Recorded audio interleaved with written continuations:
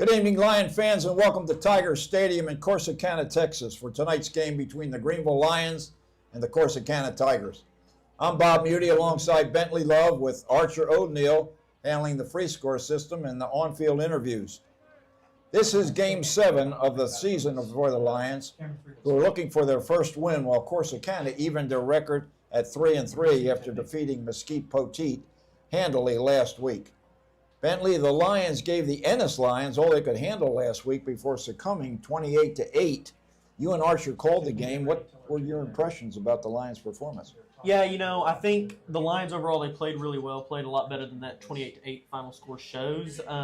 They did a great job of getting lots of people involved in the run game. They were without Chris Whitus, but, that didn't really slow them down as they got, let's see, 1, 2, 3, 4, 5, 6, 7 different receivers involved last week. In the run game. So, they did, in the receiving game. So, they did a great job there of spreading the ball around and not allowing Ennis to double any one defender or any one receiver because they were just going to get it to somebody else. So, and in addition to that, the defense did a pretty good job now defending the run and everything. Now, granted, Ennis was without their best player, their running back, who has been a workhorse, but Greenville did a good job of shutting down their backup running back and did a good job of limiting their quarterback, who has been known to run a lot all season. So overall, lots of bright spots for the Greenville team last week, I feel like, and I'm hoping to see some of them this week. Well, it's such a young team. Whenever you see bright spots, you get encouraged. Exactly. Tonight, the Lions have been advised to keep an eye on number 2, Kevin Pointer, who's a junior. Kevin Pointer Jr., who is wears number 2, and he's the quarterback, threw for 346 yards and 4 touchdowns last week against Poteet. In addition, running back Keenan Murphy handled things on the ground, rushing for 105 yards. Coach Collins told me earlier in the week, Bentley, that they have a dynamic offense, and they're pretty much a four play team, which I guess means we're not going to see too many punts, but a lot of dynamic players that are going to contribute to this Corsicana offense. Yeah, and I think seeing that Coach Collins said that about them being a four-down team, so to speak, I think that just kind of speaks volumes to the fact that Greenville needs to not just force fourth down conversions, but do their best to force fourth and long conversions. Put them in the situation to where they either have to punt or get at least 6 or 7 yards to convert. Because without that, if it's just 4th and 2, Greenville may have a long night on defense. Exactly. Well, the Lions have been hampered by injuries all year, having lost Jamorian Hamilton, the senior linebacker, and probably one of the team leaders early in the season, to a knee injury, and then losing running back Zayden Armstrong-Teeters for a couple of games. Last week they played without their best receiver, Chris Whitus, who sustained a sprained knee, as did guard Nick Martin. But both those guys are supposed to be back tonight, so it sounds like the Lions will be a little bit healthier tonight, even though ZAT has been bothered by a turf toe. Yeah, and I think talking about how the Lions were able to spread the ball around so much last week without their number 1 receiver in Whitus, I think that just means good things for this team with having Whitus back, because that just gives them another receiver to get involved in the pass game and take some of the pressure off of ZAT and having to run the ball, since they're going to be using him primarily as a linebacker tonight. And of course, the Lions have Edward Fluellen and Montana McEwen, both that are really good in the backfield. So I think overall the Lions have lots of good potential ways to use the ball tonight to try to score some points. And Corsicana is not as great of a team as Ennis is. Right. So hopefully the Lions are able to use that to their advantage and build off last week. So, but yeah, with that, I think that pretty much does it for us. We're going to send the word down to Archer for a little pregame thing at the sideline, and then we'll be back with starting lineups in just a second. My name's Archer O'Neill, and I'm on the Greenville Lions sideline tonight as the Greenville Lions are taking on the Corsicana Tigers in this 5A district matchup. With Chris Whitus coming back, this game should be good, as the offense will have another weapon on their dynamic offense. With the game starting soon and the band's playing, let's get it back up to Bob and Bentley in the booth for the starting lineups. All right, back on you guys. And welcome back here to the booth as we are hearing the bands get ready, as Archer said. I'm going to go ahead and throw it over to Bob here as he's going to get us started with the offense, and then I'll be back with the defense.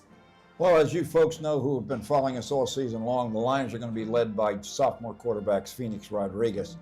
He'll have in the backfield with him either Edward Llewellyn or Montana McEwen, more than likely, unless Zayden Armstrong Teeters is well enough to go with that turf toe. Ethan Brand will be the H-back, and the guys up front will be Julian Sixtos, Julian Maldonado, Levi Davenport at center, Nick Martin hopefully back at right guard, and James Hamilton at right tackle. The receivers hopefully be Whitus, Damian Bankston, and Pierre Dunn, and Ravion Colbert. So what do you got on the defensive side? Yeah, so on the defense, the Lions are going to be led up front by number 72, Sergio Coronado. At the defensive line, number 70, LeGarren Savage, and number 33, Makai McEwen. Linebacker core will be made up of number 40, Jorge Aguilera, number 11, Zayden Armstrong Teeters, number 32, Isaac Balderas, and then the secondary will be made up of number 14, Edward Llewellyn at cornerback, number 21, Javion Bailey at the other cornerback position, and then the safeties will be number 4, Aiden Ray, number 1, Bravion Colbert, and then we'll have number 6, Devin Stroud at the star position, kind of roaming where they need him. Okay.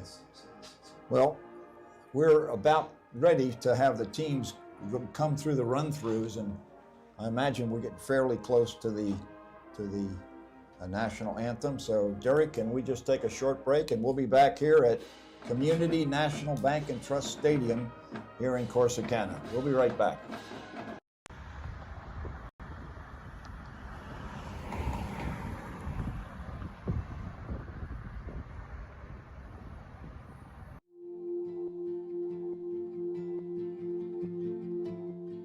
In Greenville, even the smallest act of kindness can brighten someone's day.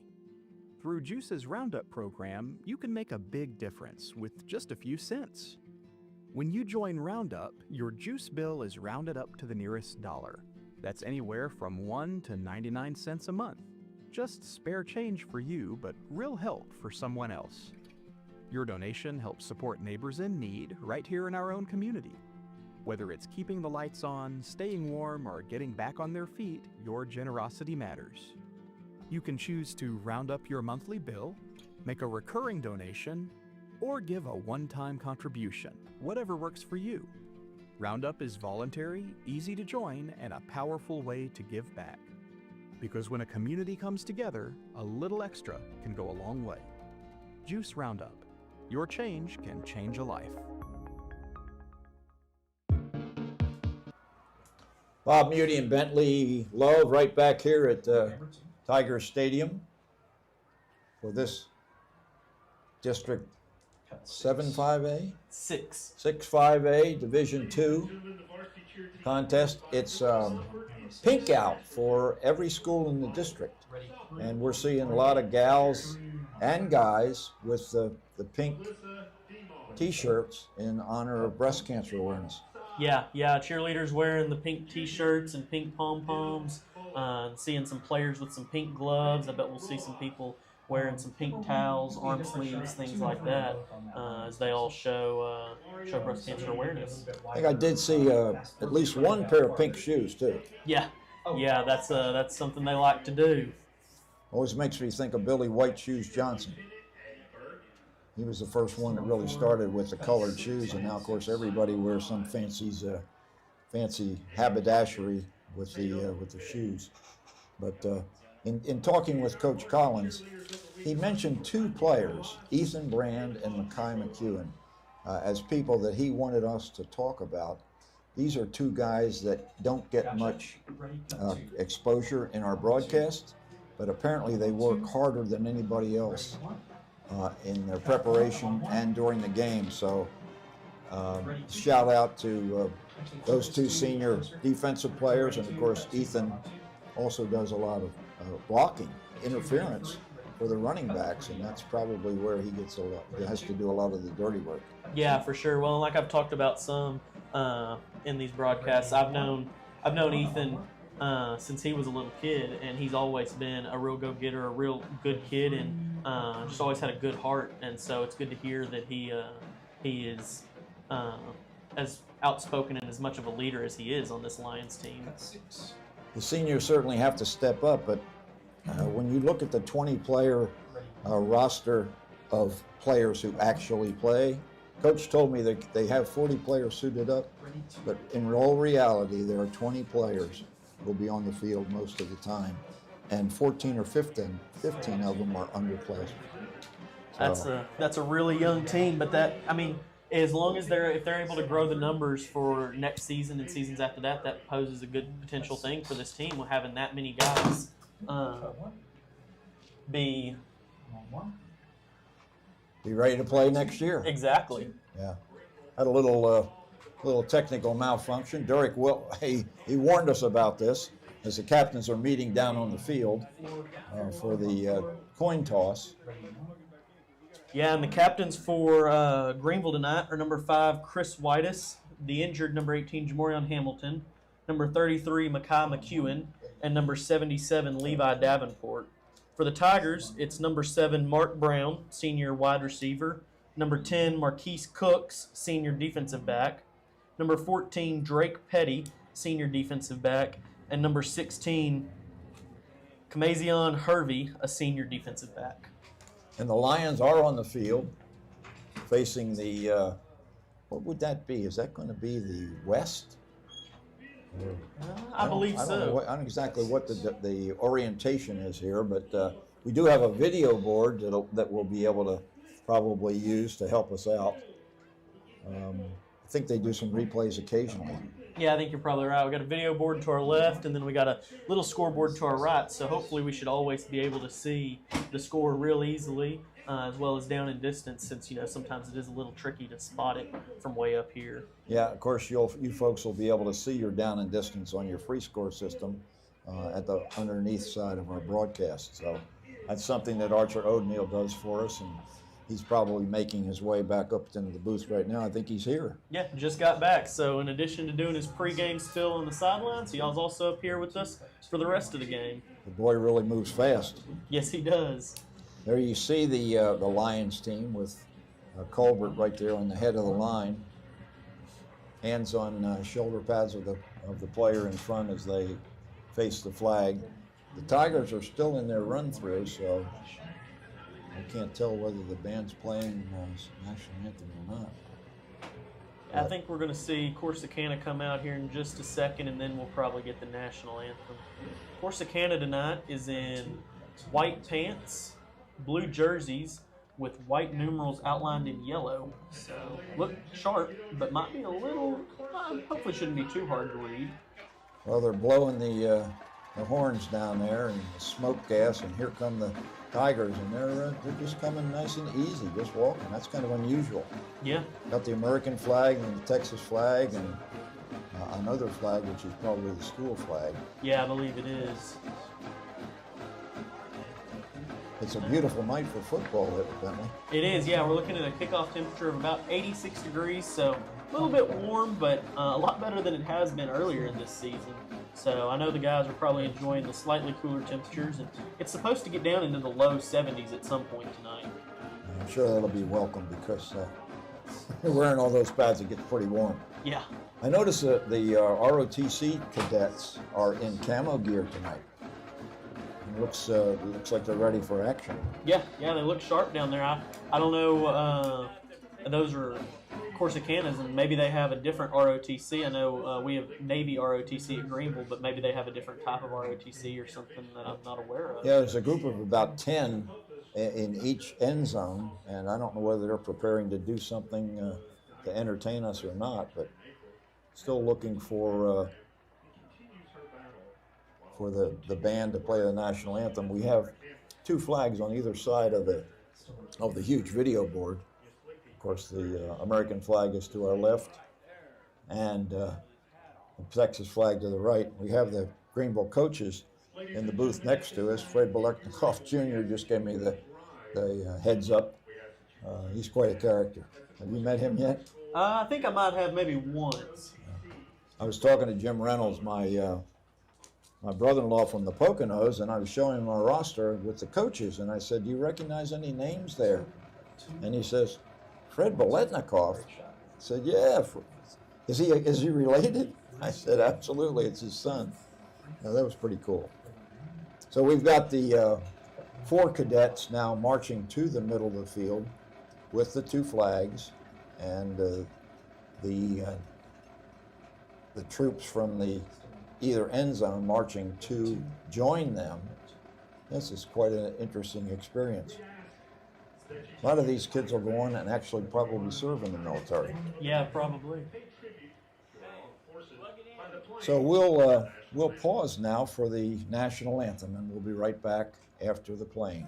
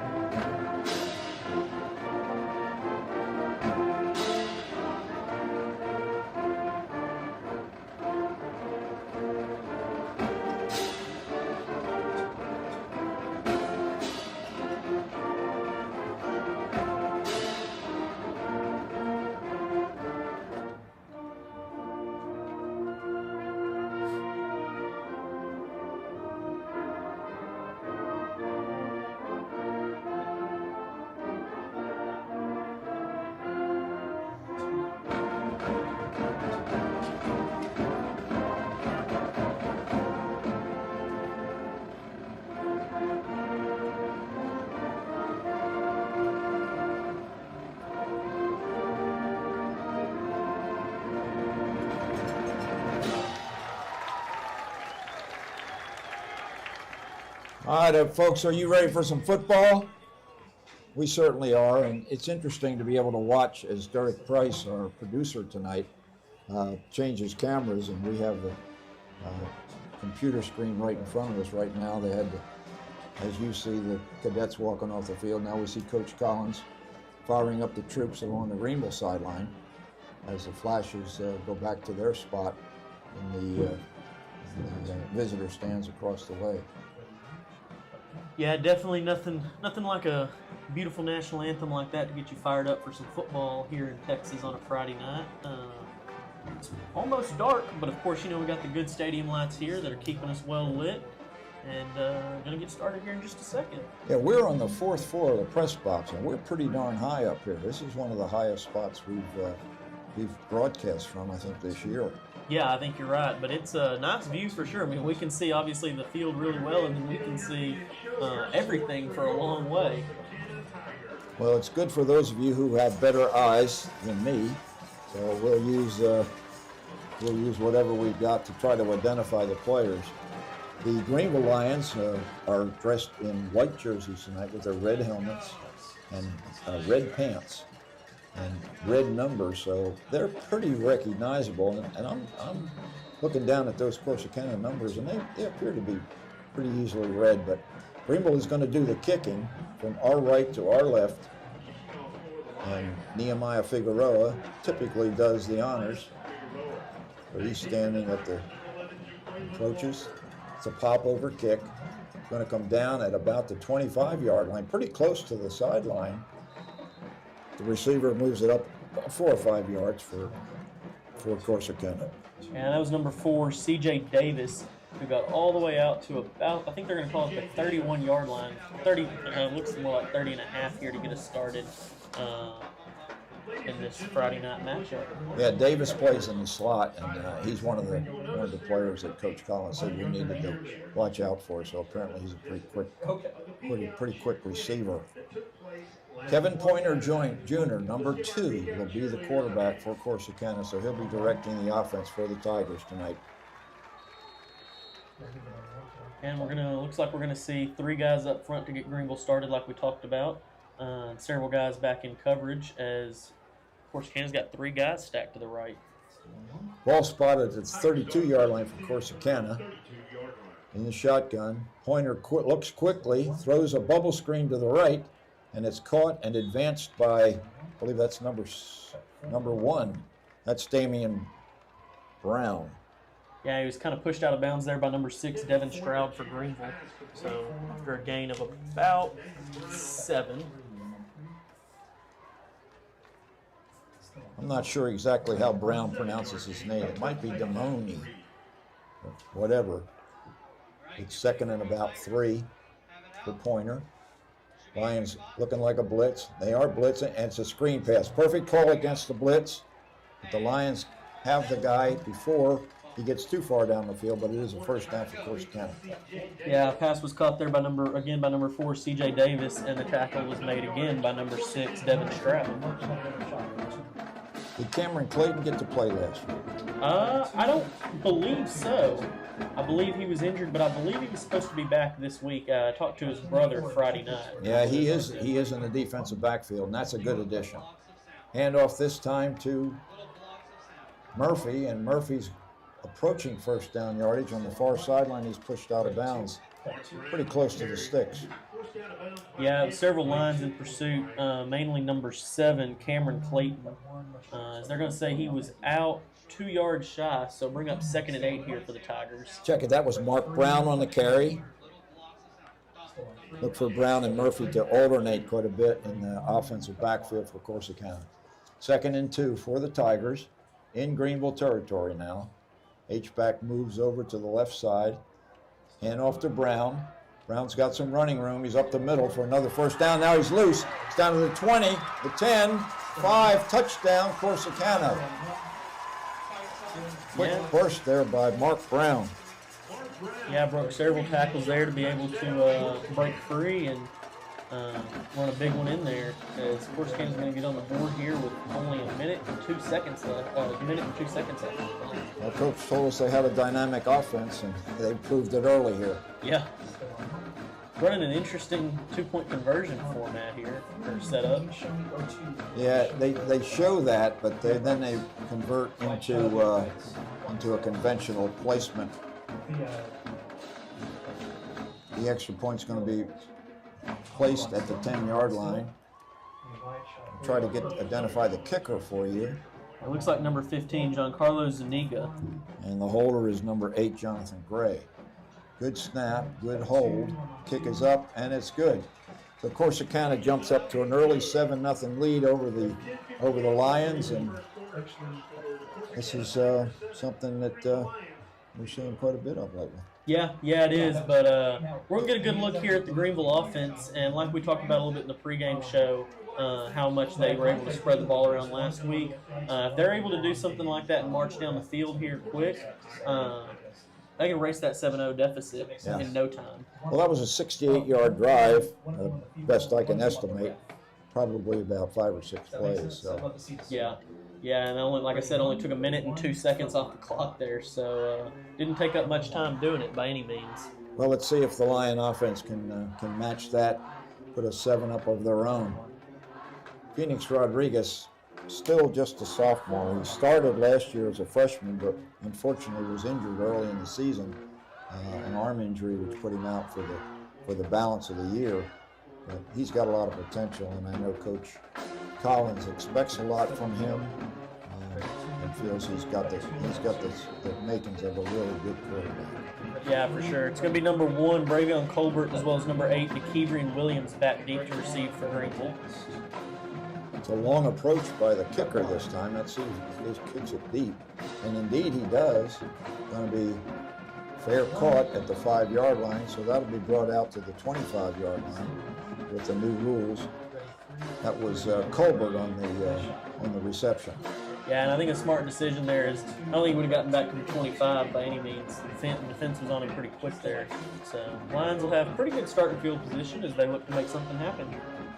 The field has shaded 5-yard increments, starting in the first 5 yards from the goal line. It's of a lighter green, then you get a darker green for the next 5, and that's the way it is going all the way down. We have Tigers in the one end zone and Corsicana in the other end zone. Gold letters in a blue background. So here come the Lions, down 7-0 early. Rodriguez has 2 receivers right, 1 to the left. Hands off to Montana McEwen, and he is encountered right at the line of scrimmage. Yeah, swallowed up there for no gain. That's going to bring up 2nd and 10 here for the Lions. They're going to go off the left side behind Ibarra and Sixtos. Just nothing doing. 2nd and 10, we'll call it. 3 receivers to the right this time. McEwen next to Rodriguez in the backfield. Looks like a blitz package. Quick throw out to the right. It's a bubble screen. It's complete. Ball is fumbled out of bounds. And it's going to cost Greenville about 4 or 5 yards with the fumble. Yeah, I believe that was caught maybe by number 12, Ethan Brand. I think you're right. Yeah, Brand was up to about the 31-yard line, but the ball popped out, and it's now spotted at the, we'll call it the 28. So 3rd, we'll call it a long 7. It's been interesting how the evolution at the running back position for Greenville has come about with the loss of Hamilton and the injury to Teeters. Yeah.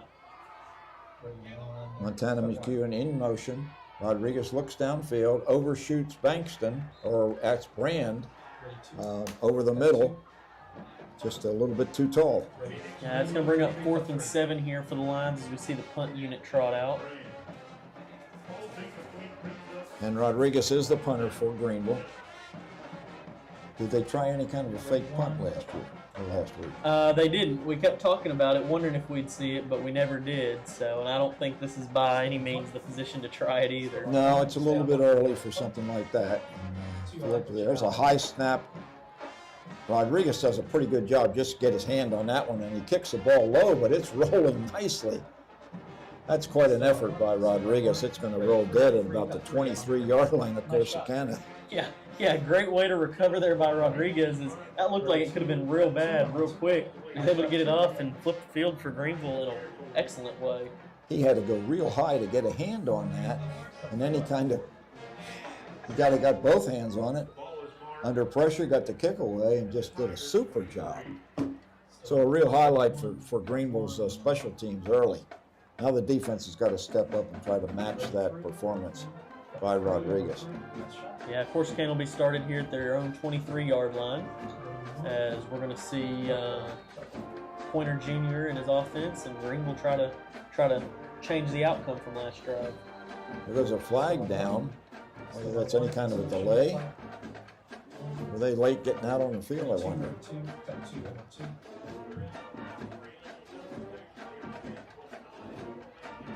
Okay, So, they picked up the flag. Yeah. It's good that we can hear the official team. Yeah, it's nice. They're mic'd up, and it's not too loud in here, but loud enough that we can understand them. 10:04 remaining here in the first quarter from Tiger Field. Pointer drops back, looks for a little bubble screen. It's dropped or fumbled, one of the two. I think they're going to call that one incomplete. Yeah, I'm not sure that he ever really had possession of the ball there, but it's number 70, LeGarren Savage, in on the play for Greenville there. So a big play. That's going to bring up 2nd and 10 for Corsicana here. Yeah, Jordan Rector is manning the one defensive end position. McEwen's on the other end. I think McEwen's actually on the left side when he's normally on the right side. Yeah. So it's a change for maybe Rector's just more effective as a sophomore. So we'll call it 2nd and 10 for Corsicana at their own 22. Quick pass out. It's complete, but for very short yardage. Well, and Greenville sideline signaling that it was fumbled, but it doesn't look like the officials saw it that way. Oh, okay, so it was ruled an incomplete pass as it was really low. That brings up 3rd and 10 here for Corsicana. Well, maybe the defense is going to get a stand here and get the ball back to Rodriguez and his troops on the offensive side. 3rd and 10 for Corsicana. Pointer has Brown in the backfield with him. 3 receivers right, 1 to the left. Good protection. Lets it go over the head of a defender and complete for a first down. Yeah, there's a flag on the play here on the home side. It was an excellent pass there, and it looked like it may have been Greenville jumping off sides. Well, Barderas got into the passing lane there, but he just wasn't able to get up high enough to to knock that thing down. So that first down is going to stand for Corsicana. So they convert on 3rd and 10 up at the 35-yard line. 9:47 remaining here in the first quarter. Kevin Pointer Jr. at the controls. Hands off to Brown. And Brown is caught in the backfield. Now a pride of Lions. Bring him down after just maybe a gain of 1, Bentley. Yeah, tackle was made mainly by number 33, Makai McEwen, with some help, though. But there is a flag here on the home side at about the 37-yard line.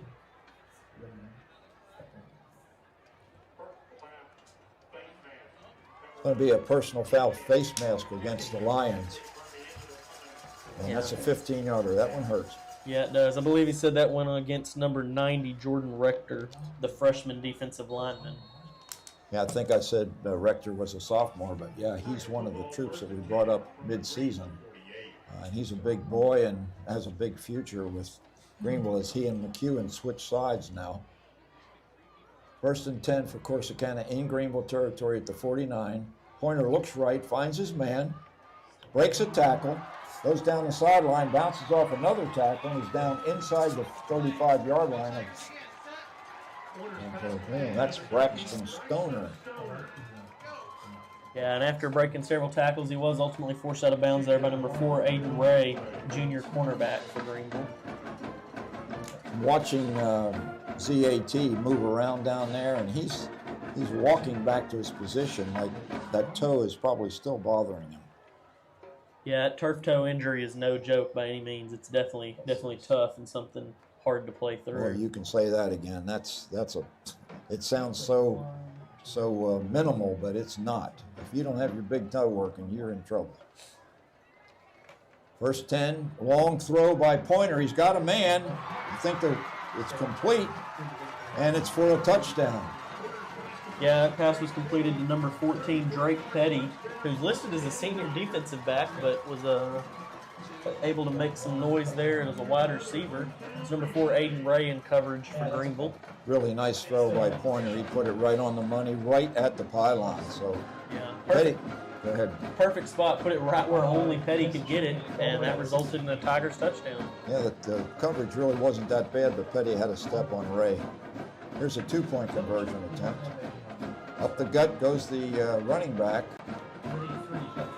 And he is in for a 2-point conversion. I think that might have been C.J. Davis. Yeah, it was direct snap to number 4, C.J. Davis, and it worked for the Corsicana Tigers there. That brings us to a score of Corsicana 15, Greenville 0, with 8 minutes and 19 seconds left here in the first quarter. We'll go ahead and take a short break, and we'll be back with the Corsicana kickoff. Looking for a better way to manage your electric service? Meet SmartPay, the prepaid electricity program from GEUS that gives you control, convenience, and peace of mind. With SmartPay, there are no monthly electric bills, no late fees, lower security deposits if required, and no disconnect or reconnect charges.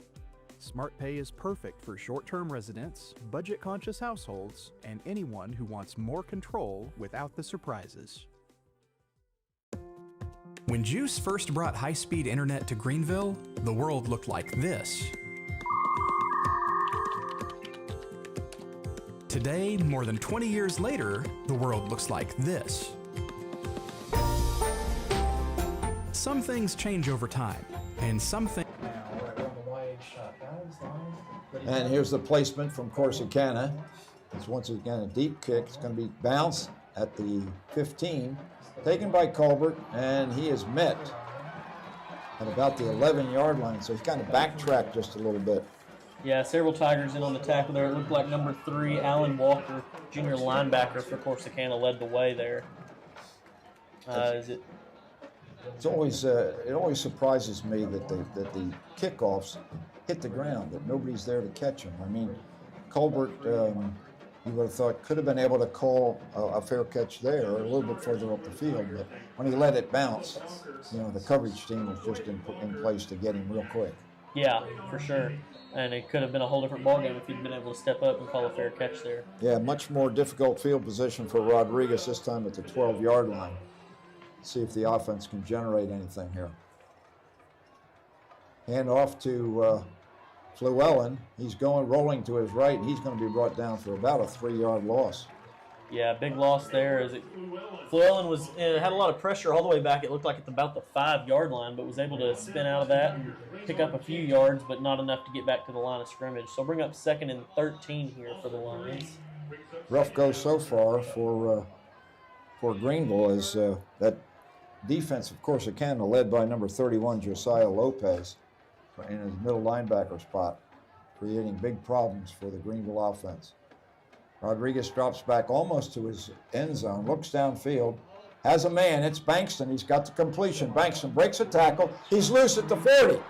He's down to the 50, he may go all the way, 40, 30, 20, 10, 5, touchdown Greenville. Damian Bankston with a long one. Yeah, huge touchdown pass there. That was 91 yards from Rodriguez to Bankston there. I'll tell you what, Bankston's a long drink of water, and I think he weighs probably about 210 pounds, maybe goes about 6'3", but he was picking him up and laying him down. There wasn't anybody going to catch him. Archer and I talked about it last week. Whitus and some of the other guys are who you go to for speed. Bankston's who you go to for a tough catch, and he made a tough catch there and broke out the speed as well. So yeah, great play there. He broke a tackle too, and that was key to the success of that particular touchdown pass. Okay, Nehemiah out of the hand of Ethan Brand. Good snap and a good hold. And Figueroa's kick is up and good. We've got a tie ball game here in Corsicana. I'm sorry, 15-7 Corsicana.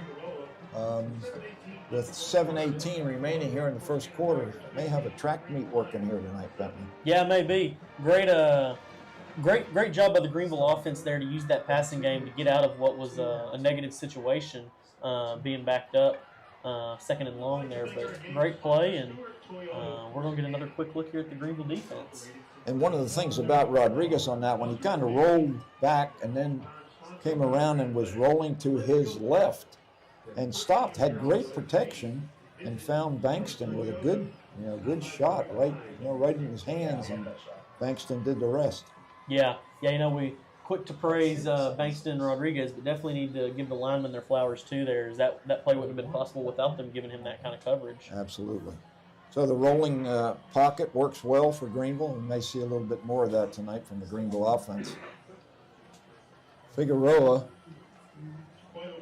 is a sophomore, plays a little bit of linebacker when he's not doing the kicking. So we'll probably see him in a defensive role, maybe before the end of the season, certainly next year. Yeah, for sure. Corsicana got one guy back deep at the 20. Not sure who the number is there. Well, Figueroa's kicks have typically been like a 40 or so yard pop-over kick. When the coverage team gets ready, here is the kick. It's going to come down at about the 15-yard line, so it's a little deeper. Taken there, and the Lion coverage team does a pretty good job and stops the return man at about the 32 of Corsicana. Yeah, and that was number 11, Jaqueline Walker, senior defensive back there, who received the ball for Corsicana. So the Tigers will be starting here at their own 31-yard line. Starting field position has been pretty consistent for the Tigers so far, somewhere between the 20 and the 35 in their first 3 series. Once again, Kevin Pointer Jr., his dad is one of the assistant coaches for Corsicana. Looks to be a pretty good-sized kid. Of course, we never know how tall and how much the guys weigh. In fact, we may have a different quarterback in there right now, actually. We do. And it's number 19. He throws it quickly out to his left, and it's incomplete. That's Jackson McGraw, who's a sophomore quarterback. And I don't know if anything has happened to Pointer. He is standing on the sideline with his helmet off, so we'll try to catch up with the starting quarterback. So 2nd and 10 for Corsicana. 31-yard line, as Bentley said, is the spot. McGraw takes a snap. Going to run it up the middle. Breaks a tackle. He's breaking to the outside now. He's going to get first down yardage. And he's up to the 45-yard line before the Lions can bring him down. A tackle was made there by number 6, Devin Stroud. So Greenville looked like they almost had him for a loss behind the line, but he was able to break a tackle and ultimately pick up a first down there. So that'll give Corsicana the ball at their own 45-yard line here. Yeah, that was a nice job by McCraw, the sophomore quarterback. Looked for the open space, and he found it. So 1st and 10 for Corsicana at their own 45-yard line. Greenville in a 3-man front. Teeters manning the middle linebacker spot. McGraw takes a snap, looks to his right quickly, has his man, and quickly breaks a tackle. Ray had him. That was C.J. Davis, and Aiden Ray had him in the backfield, but couldn't bring him down, but he got some help. Yeah, it was number 11, Armstrong Teeters, who made the tackle there and brought him down for no gain. So bring up 2nd and 10 here for Corsicana. Good job by Ray to get his hands on the receiver real quick. Yeah, it was enough to slow him down and allow ZAT to get in there and help him with the stop. 6:01 remaining, clock moving here in the first quarter. 15-7, Corsicana leads. Sophomore quarterback McCraw, hands off. Running back is pushing his way forward for about 8 or 9 yards. Guys up front for Corsicana are doing a good job of opening holes for their running backs. And we do have an injured Lion on the field. It looks like either number 32, Isaac Balderas, or number 33, Makai McEwen. Not sure which one. It's number 32, Isaac Balderas, as we see McEwen on the far sideline. So not great. Hopefully he's all right there. On a different note, talking about that play a little bit while we give him a little bit of privacy here. Number 70, LeGarren Savage, did a fantastic job on that play of jumping through the line, and he had the running back and tricked him up. Without that, it would have been a first down there, as it was enough to slow him down and allow some of his teammates to get there and stop him before he got the pickup of the first down there.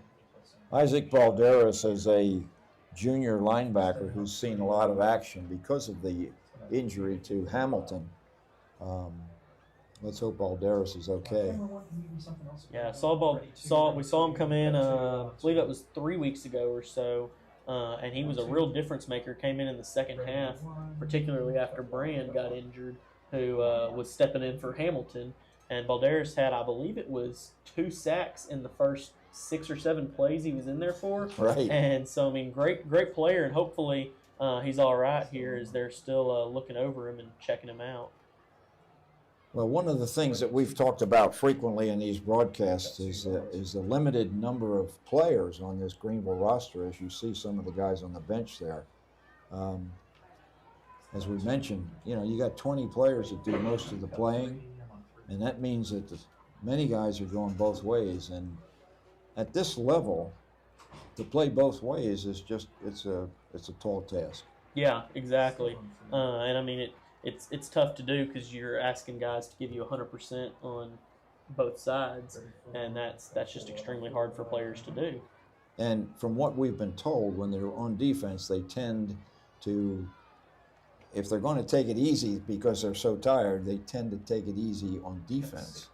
And clearly, defense has been an issue for the Greenville team all year long. We've given up lots of points. Yeah, for sure. So. The injury to Balderas is certainly not gonna help that situation. No. You see the Greenville sideline there, one of the coaches. This might be, you hate to say this, but it might be pretty serious the way they're spending so much time with him. Derek, maybe we can take a break, and we'll be back with more Greenville Lions football as they trail Corsicana 15-7 here at Tiger Field.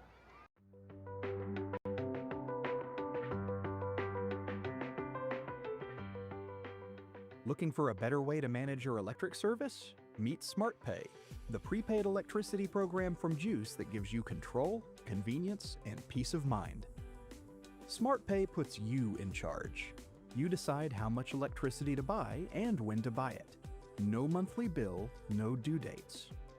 With SmartPay, there are no monthly electric bills, no late fees, lower security deposits if required, And no disconnect or reconnect charges. Every penny goes toward your electricity. Think of it like filling up your gas tank. You decide how much to add, and we'll let you know when it's running low.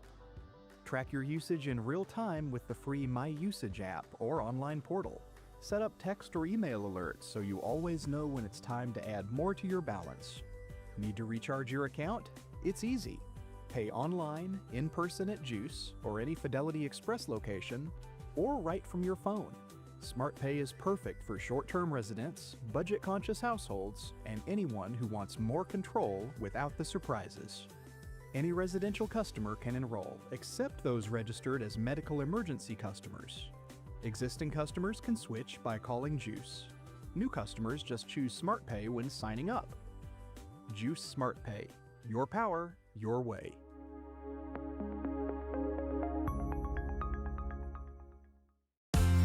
Hometown internet service and support that fits your budget. GEUS has you covered. Choose from 3 amazing packages. Need basic browsing? Try GEUS 50. Streaming and gaming more your style? GEUS 320 delivers. For the ultimate experience, try GEUS 500 and keep the whole family connected. Whether you're streaming your favorite shows or competing online, GEUS Internet keeps you connected. Visit GEUS.org or call 903-457-2800 to find the perfect plan for you today. GEUS is proud to be the first municipally owned electric utility in Texas, dating all the way back to 1891. And we're proud to be the first city-owned cable and internet provider in Texas, too. But that's the past. What matters today is where we're going. Today's GEUS is providing electricity and high-speed internet to a changing, growing, dynamic community. The future of Greenville and Hunt County matters to us because we live here too. We're your friends and neighbors, the folks you see at the grocery store and at church, who just happen to work for a public power and internet provider. And we're proud of it. We take care of the people who walk in the door because they're not strangers, or shareholders, or customers.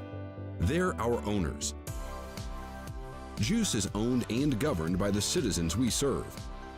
We're overseen by a completely local board, made up of regular citizens who make decisions that benefit our community first and foremost, not necessarily distant investors or Wall Street. And our mission isn't just a feel-good idea about serving our neighbors. We also aim to be world-class at everything we do. That's why we've been nationally recognized for how reliable our electric service is, and it's why we're known for excellent customer service and competitive rates. We believe in being locally run and in being the best. GEUS, hometown service, world-class reliability. Bob Muty and Bentley Love back here at Tiger Field at Community National Bank and Trust Stadium in Corsicana. Isaac Balderas apparently has an arm injury to his left arm. He is up on his feet and walking under his own power, but apparently he has sustained some kind of an injury to his left arm. Yeah, it looks like it might have been, heard maybe a broken arm or something like that. Not 100% sure, of course, but got him on the stretchers. They're going to take him to the hospital and get him all checked out. So hopefully, doesn't appear to be anything too serious. We were afraid it was something much worse. Obviously, a broken arm is no joke, but thankfully it wasn't anything any more serious than that. Yeah, I'm sure he's headed for the X-ray room and probably will be back with his team for the bus ride home unless his parents are here and can get him back through private vehicles. But that's disappointing for Balderas, and that's a real shot to the Greenville defense as he's our starting linebacker. Yeah, and a key piece to this Lions defense.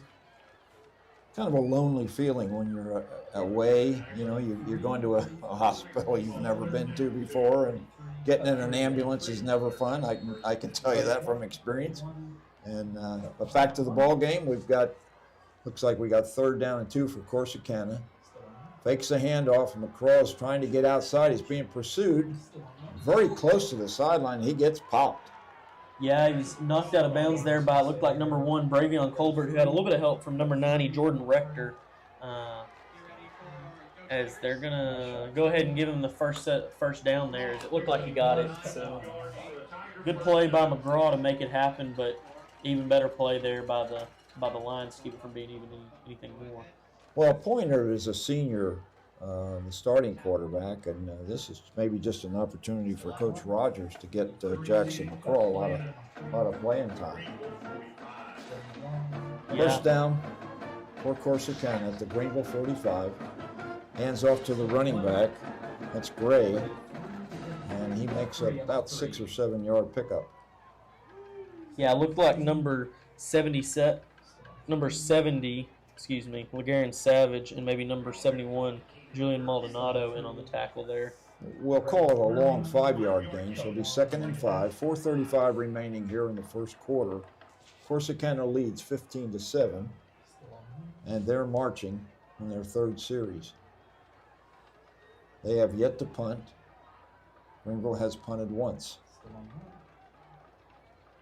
Jackson McCraw, just a sophomore. Takes a snap. Nope, now here's a penalty. Probably going to be a delay. Yeah, we'll wait for the official call, but it looks like that's probably what it is going to be. Pre-snap penalty is going to go against Corsicana as the guys are walking backwards. False start on number 4, C.J. Davis, junior wide receiver for the Tigers. So that march it back to the original line of scrimmage. So it'll be 2nd and 10 from the 45 in Greenville territory. Once again, we got McEwen, Savage, and Rector up front for the Greenville defensive line. And again, Rector, just a freshman. That's just crazy. It is. He's a big guy to be a freshman. He is indeed. So here's Corsicana, man in motion, crosses in front of the quarterback. Hand off to the running back. He's got some room, but he's brought down in the defensive backfield. It was number 0, Kenan Murphy, on the carry there, it looked like, as he picked up 8 or so on the play. Bring up 3rd and 2. You got somebody limping on the defensive backfield. Is that that's Teeters? Yeah. Armstrong Teeters once again. Maybe that toe's acting up. But that pickup brings it to 3rd down. And we'll call it 3 yards for Corsicana under the direction of a sophomore quarterback. He takes a snap. Once again, the handoff is up the middle and loose before he's tripped up at the 25-yard line is Jonathan Gray. So that'll be another Corsicana first down. Yeah, give him the ball here at the Greenville 24-yard line. I think that might have been Murphy. I think you're right. Yeah. 8 looked like 0 to my old eyes, but let's give credit to Kenan Murphy, who got 105 yards rushing. This time he loses his footing and he's covered very quickly. Is that Brand? Or no, Trenton Clayton, I think was on Trenton top Clayton, of him. Yeah. Well, Clayton gets in there real early, and Murphy goes down in the backfield for a loss of 2. So bring up 2nd and 12 here for the Tigers as Greenville looks to stand strong. Forcing a turnover on downs would be just what the doctor ordered here for the Greenville defense. McCraw looks to his right. He finds his man. Mark Brown on the reception, but not much of a gain. Yeah, he was tripped up there by number 7, Cameron Clayton, and then finished off by Mekhi McEwen, the older McEwen brother. Bring up 3rd and 12 here. Having Cam Clayton back there in that defensive backfield, I think is a real plus for the guys tonight. He's a very aggressive tackler from his free safety position. They call that the star position, but here he is moving up within 5 yards of the line of scrimmage. 3rd down. Pass is complete. Breaks a tackle, but couldn't break the tackle of 4 or 5 guys.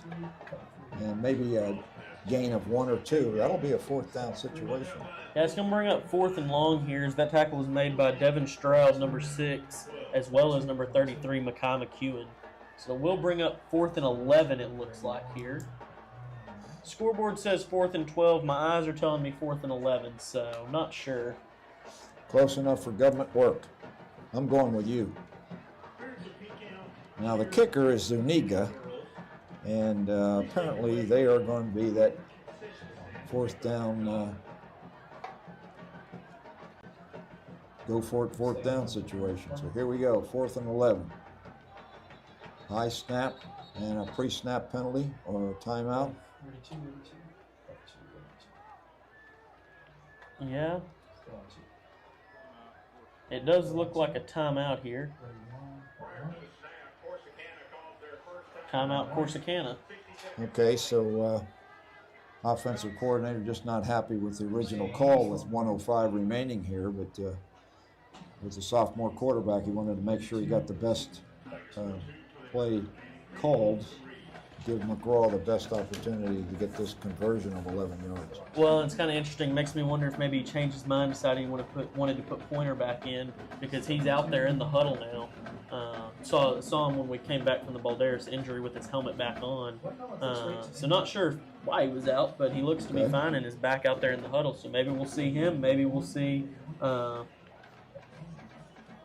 I don't know who we'll see. Maybe we'll see him, or maybe we'll see McGraw. Well, yeah, Murphy just got back into the huddle too, so those are the two guys that created most of the yardage gain last week, but McGraw is going back onto the field, so we'll see what the sophomore quarterback can do. He's got Brown in the backfield with him. He's got 3 receivers to the right and 1 to the left. Just a little over a minute remaining here in the first quarter.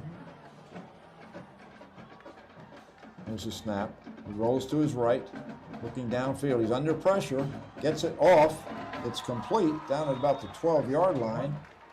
That's going to be probably enough to move the chains. Very, very close. Yeah, real close, but if they do spot that ball at the 12, it will be enough, and the chains are already moving. So that was enough for a first down. It's a good play by McGraw. Absolutely, that was a good throw.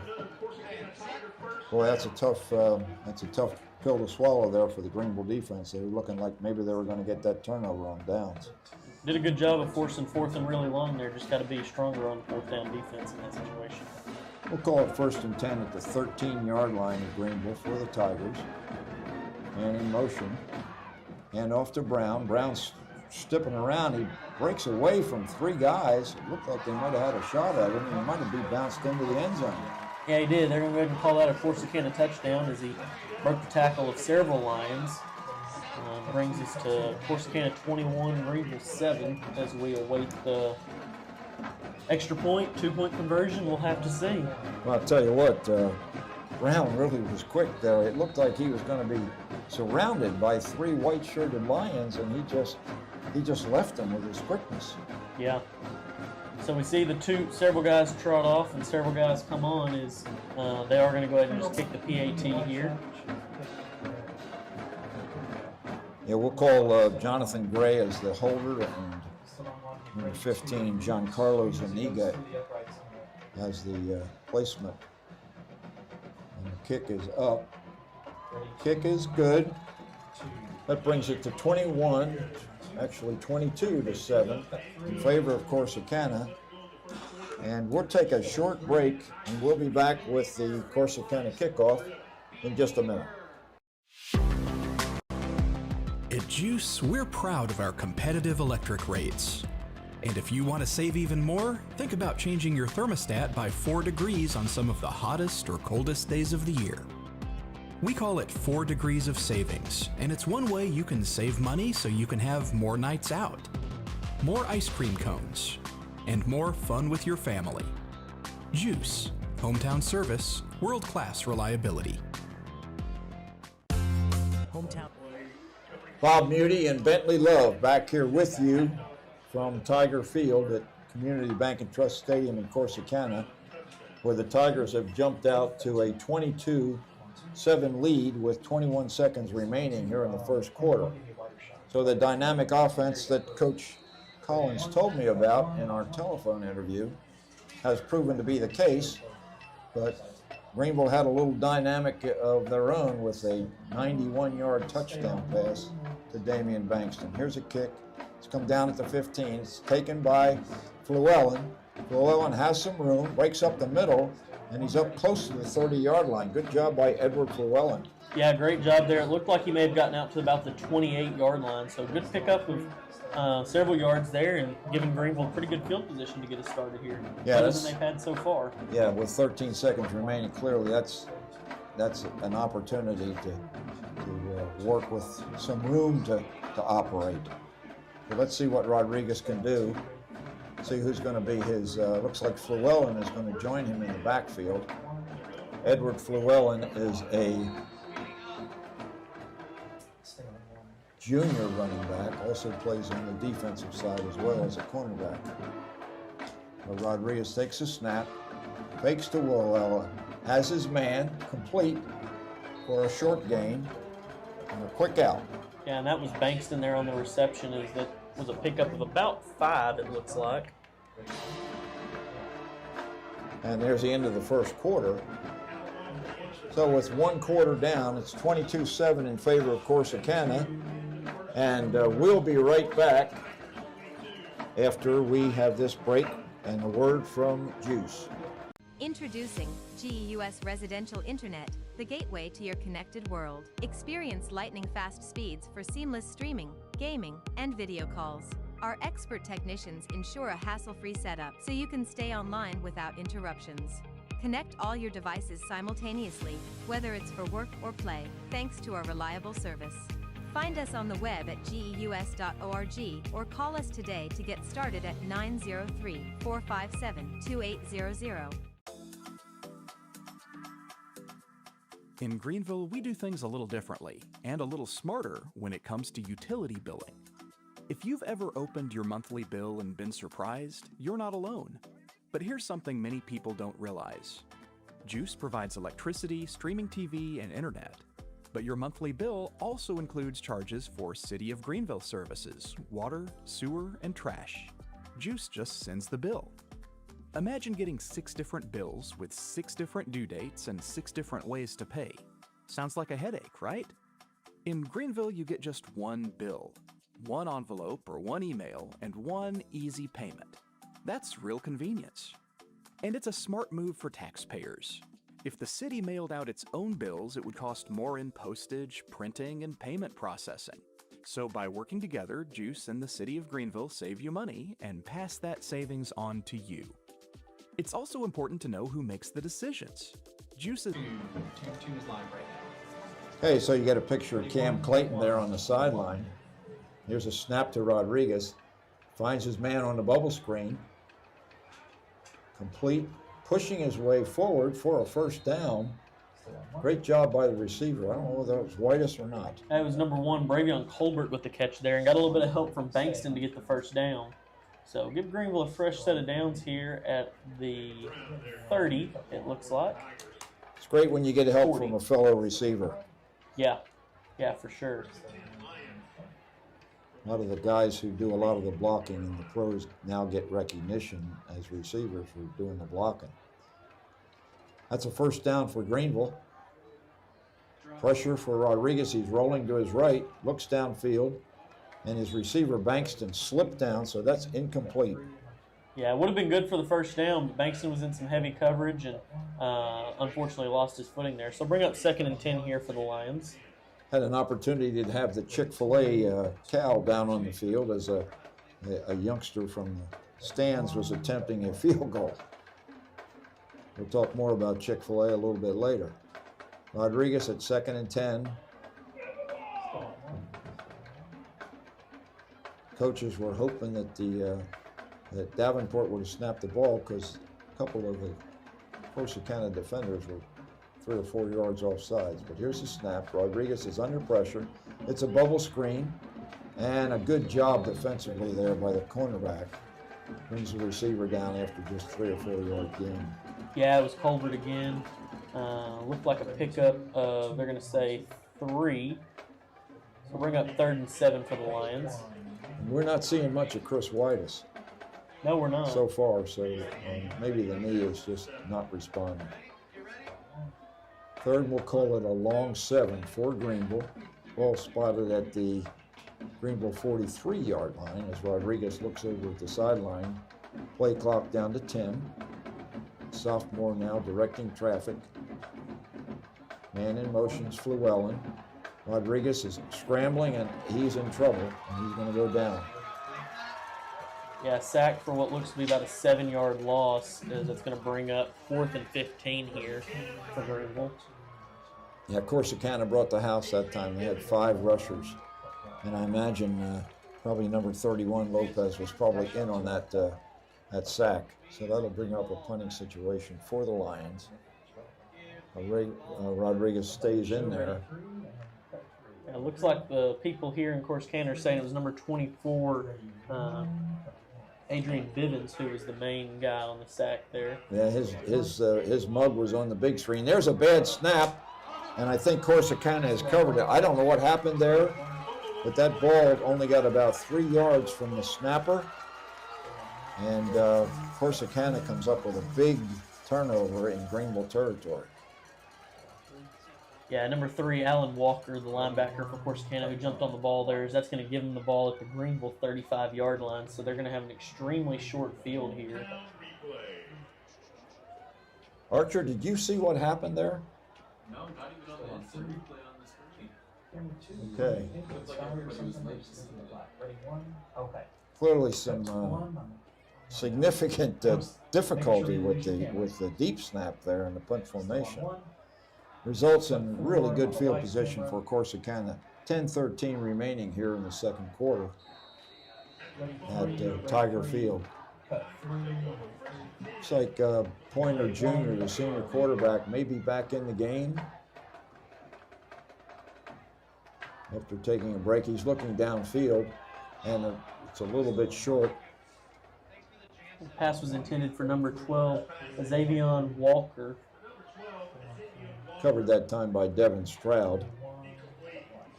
And 2nd and 10 for Corsicana as the senior quarterback, the senior quarterback is back on the field after a bit of a hiatus. We don't know why, but the sophomore quarterback did pretty well. Yeah. All right, 2nd and 10 for the Tigers. Pointer takes a snap, hands off. Running back's got good yardage. Teeters is in on the tackle. Somebody at the bottom might have been Savage. Yeah, it was number 6, Christian Evans, senior running back on the carry for Corsicana there. Pickup, we'll call it 6, so it'll be 3rd down and a long 4 yards. Ball spotted at the 29-yard line in Greenville with 9:47 remaining. Lions could use a stop. Be good to keep the Tigers out of the end zone here. This is their 4th series offensively, and they've moved the ball pretty smartly each time they've had it. 2 receivers stacked on either side. Pointer back with good protection, looking deep. He has a man, and it's incomplete in the end zone, looking for C.J. Davis. And one of the Greenville defenders might have got a hand on that, Bentley. Yeah, it was number 4, Aiden Ray. Looked like he might have tipped it, not 100% sure, but regardless, it fell incomplete. So a good thing for the Lions there is that's going to bring up, looks like 4th and 5 here for Corsicana. Yeah, Davis had Ray beat in the end zone, and the pass was maybe just a little bit short. And Ray might have got a hand on it. So 4th and 5. See what Pointer has in mind here. He's got 2 receivers left now, another in motion. He's rolling to the right, looks downfield on a quick out. He's got his man. I think that's Petty, and that's going to move the chains.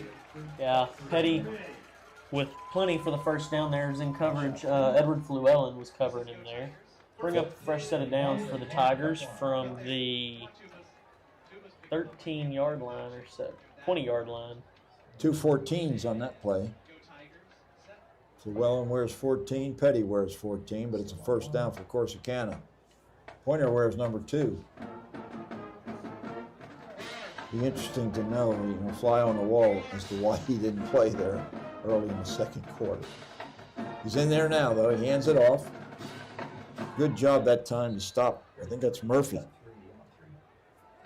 That was Christian Evans on the carry and number 11, Zayden Armstrong Teeters on the tackle for Greenville. Bring up 2nd and 9 here for the Tigers as they've got the ball at the Greenville 19-yard line. The Corsicana offensive coordinator is playing games with me. He's got a number 6, a number 0, number 7, and a number 8 all single digits in the backfield. And here's a quick throw out to number 4, and number 4 throws him out of bounds. So that's Davis this time, and Ray with the tackle. 5-yard pickup for Davis. Kind of got slung out of bounds by Ray. Yeah, and Davis did lose his helmet there, so he's going to have to sit out for a play. He's going to bring up 3rd and 5 for the Tigers. 8:21 remaining here in the second quarter. 22-7. Corsicana leads, and they're driving inside the Greenville red zone. Kevin Pointer Jr. at the helm for Corsicana, has 2 receivers either side, drops straight back, looking to his left, and he overshoots his man right at the goal line. Pass was intended for number 8, Jonathan Gray. Like number 1, Bravion Colbert in coverage for Greenville on the play. Bring up 4th and 5 for the Corsicana Tigers. And you're hearing us call Bravion Colbert's number frequently on both sides of the ball. So that's a perfect example of a guy who's having to go do double duty. 4th down for Corsicana. Pointer once again drops back, gets a little pressure, overshoots his man. Ball just a little bit behind his intended receiver, so Greenville's going to take over on downs.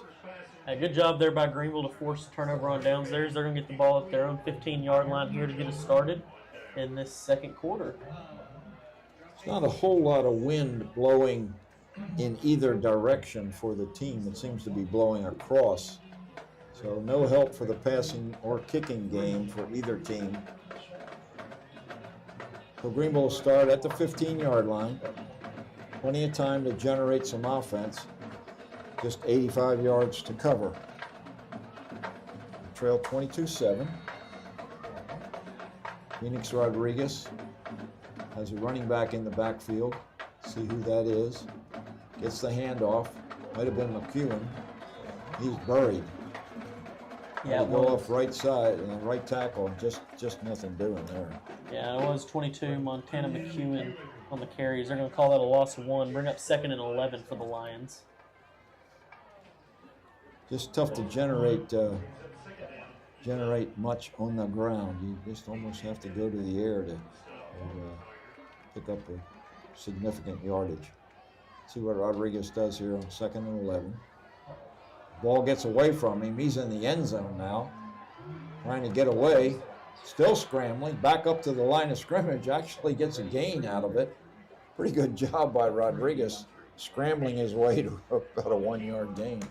Yeah, looked like he did pick up a yard there, so at the very least he got back to the original line of scrimmage. They're going to say picked up 3 yards. So bring up 3rd and 8 for the Lions here as Rodriguez took what looked like a disaster and turned it into something. Yeah, I was just going to use the same adjective or noun, whichever that participle is, whatever. All right, here's 3rd down and 9. Rodriguez looking downfield. He has his man. Nice catch there. In traffic. Is that Whitus or Colbert? Colbert, number 1. Big play there to give the Lions a fresh set of downs here. Well, nice conversion. Colbert's really coming up big tonight. He's got 4 or 5 receptions, if I'm not mistaken. Yeah, bit of a contested catch, too, so great play there. Bring up 1st and 10 for the Lions from their own 37-yard line. Colbert is split out to the left. We have 2 receivers to the right. Rodriguez looks over, as does McEwen and the rest of the team for the play. Greenville offense uses placards held by coaches and players. High snap handled by Rodriguez. He has time, and Damian Brankston is looking for a call for interference.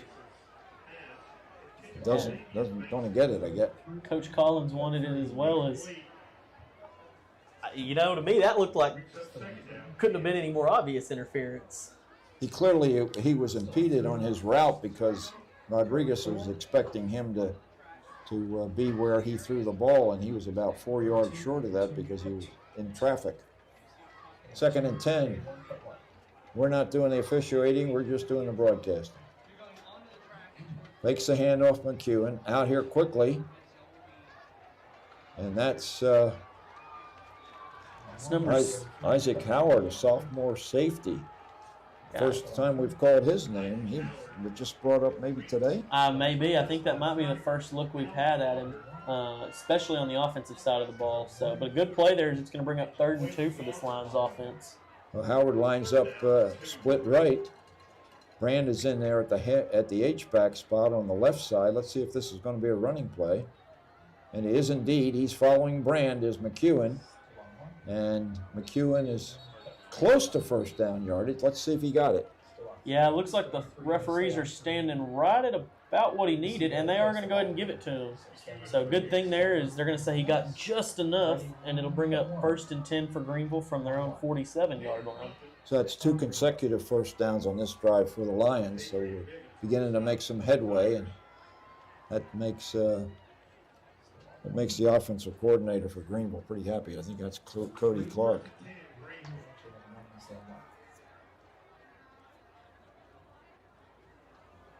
Here's McEwen with the reception. Got some room to run. Breaks a tackle down to the 40-yard line of Corsicana before he's brought down. That's going to be another first down. Yeah, great play there. Pick up 13, maybe a little bit more. Kind of like to see the running backs getting involved in the passing game. And McEwen did a really nice job that time. Great throw by Rodriguez right on the money. And Rodriguez was able to just keep his momentum and get up to the first down. Corsicana's go ahead and try to slow this Greenville offense down a little bit by taking their second timeout with 4:53 remaining. Looking pretty good on this drive, Bentley. Yeah, they are. They're making some noise, and they're not just making big passes through the air. They're getting the ball to people and letting their receivers do the work. And so great plays and getting some people that we don't necessarily see in the pass game involved more than we typically see. I mean, McEwen we see run the ball, and then Howard we haven't seen at all this season, I believe. So 2 new names there. McEwen we know obviously from running it, but not as much in the pass game. Well, you mentioned that was the kind of the modus operandi last week with Whitus out of the game. And we haven't seen much of Chris tonight, if we've seen him at all. We haven't called his number yet. But this guy Howard just brought up from the JV apparently, and he's getting some action right off the bat. Yeah. Well, and that's something that is good about this Greenville team. It seems like they are very much the next man up mentality, and that's what you've got to have when you've got so many guys playing both ways. Exactly. Coach Collins said to me, he says, if we'd have been able to use all our underclassmen on our JV, we'd probably be undefeated. But all these guys that normally be at the JV level are having to get indoctrinated at the varsity level. So probably going to speak well for next year. Just got to get the numbers increased. Got to get those guys out of the hallways and onto the football field. All right, 1st and 10, Greenville, 40-yard line of Corsicana. Good snap under pressure, quickly out to McEwen, and McEwen is brought down. Good tackle there for a 5-yard loss. Yeah, so bring up 2nd and 15, 2nd and 14 here for Corsicana, or for Greenville, excuse me, is looks like that timeout was well taken by the Tigers there. Yeah, that was a good tackle by Alan Walker, linebacker. He just that's a form tackle, boy, right around the legs, and that's the way you got to bring down a running back. Second, we'll call it 14 now for Greenville.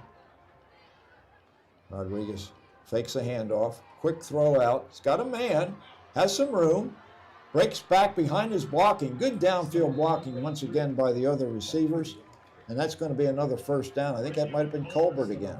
Yeah, it was. Great play there by Colbert, as it was plenty to get the first down, and it looked to be a pickup of about 18 yards or so. It was maybe Aiden Ray out there leading the interference. Did a really good job. First down, Greenville. Lions moving the ball well in this drive. Eating up a lot of clock. It's down to 3:38 and counting. They trail by 2 touchdowns. Rodriguez is down to 7 on the play clock. Fakes a handoff to McEwen. Now he's looking for McEwen, and McEwen almost made a fantastic catch.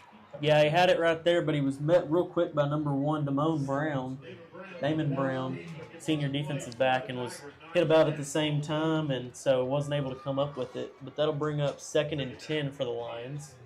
Ball was just a little bit too tall for McEwen, who's not a big guy to begin with. I don't know exactly what his height is, but he's probably got to be around 5'8" or so. So just couldn't climb the ladder.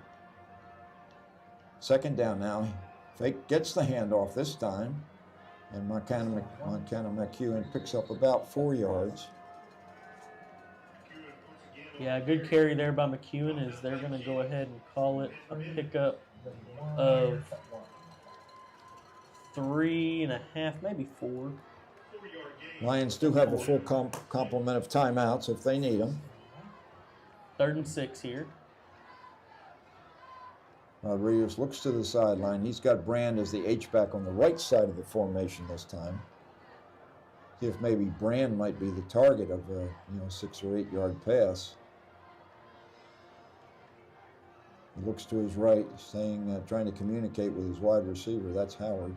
He looks quickly, and it's dropped. The sophomore tried to run before he got the ball, and that's a common mistake even in the pros. Yeah, so it'll bring up 4th and 6 here, as I think if you're Greenville, you definitely got to go for it here. You're down close, not close enough for a kick, but definitely could make something happen here. Yeah, there's been so much trouble with the kicking games that they're definitely going to go for it here with 4th and 6. Llewellyn in the backfield now with Rodriguez. We have 2 receivers, Bankston and Howard to the right. You think it's Colbert on the left. Rodriguez looks to his right, gets the snap, rolls a little bit to his right, finds Llewellyn, and Llewellyn's not going to be able to get to the marker. Yeah, so might have picked up a yard there, but he needed 6. So that will be a turnover on downs, as Corsicana is going to get the ball at the Corsicana 23-yard line here. That was a pretty effective series for the Lions as they reeled off three first downs. But now they've got to protect this 2-touchdown deficit for 2 minutes and 22 seconds. Keep the Tigers from getting back into that end zone again. That's a play you really got to have. I mean, you got to get at least closer to the first down mark. I mean, he needs to be catching the ball where he only needs a yard or 2, not 6. Yeah, I think Damian Bankston might have been the primary receiver, but he was covered. All right, so here's Pointer in the backfield. Or is that Jackson again? I'm not sure. Anyway, takes a snap. It is Pointer Jr., and he is hammered. The receiver is hammered immediately by Aguilera. Just an incomplete pass. The Lions were hoping maybe that was a fumble recovery, but Aguilera got there so quickly that the receiver was not able to hang on. Yeah, so bring up 2nd and 10 for Corsicana here. That's one of the most aggressive plays we've seen by a Greenville defender probably this season. Yeah, for sure. One of the best tackles and everything was real good about that play. Yeah, he had that one smelled out all the way. All right, 2nd and 10 for Corsicana. They only spent 2 seconds doing that. Pointer looks to his left. It's quick pass to Davis, and Davis has got pretty good yardage. Yeah, tackle was made there by number 4, Aiden Ray. See, Eddie Nepian is in the game too on defense, and as is Hudson Jaco gets some playing time on defense. So they're getting some new bodies, some new names for us to call for you folks tonight. And that is going to go ahead and take us here to the 2-minute warning, 2-minute timeout here. And we'll take a break and let the guys at the production studio give us a word from GEUS. Looking for a better way to manage your electric service? Meet SmartPay, the prepaid electricity program from GEUS that gives you control, convenience, and peace of mind. With SmartPay, there are no monthly electric bills, no late fees, lower security deposits if required, and no disconnect or reconnect charges. Smart Pay is perfect for short-term residents, budget-conscious households, and anyone who wants more control without the surprises.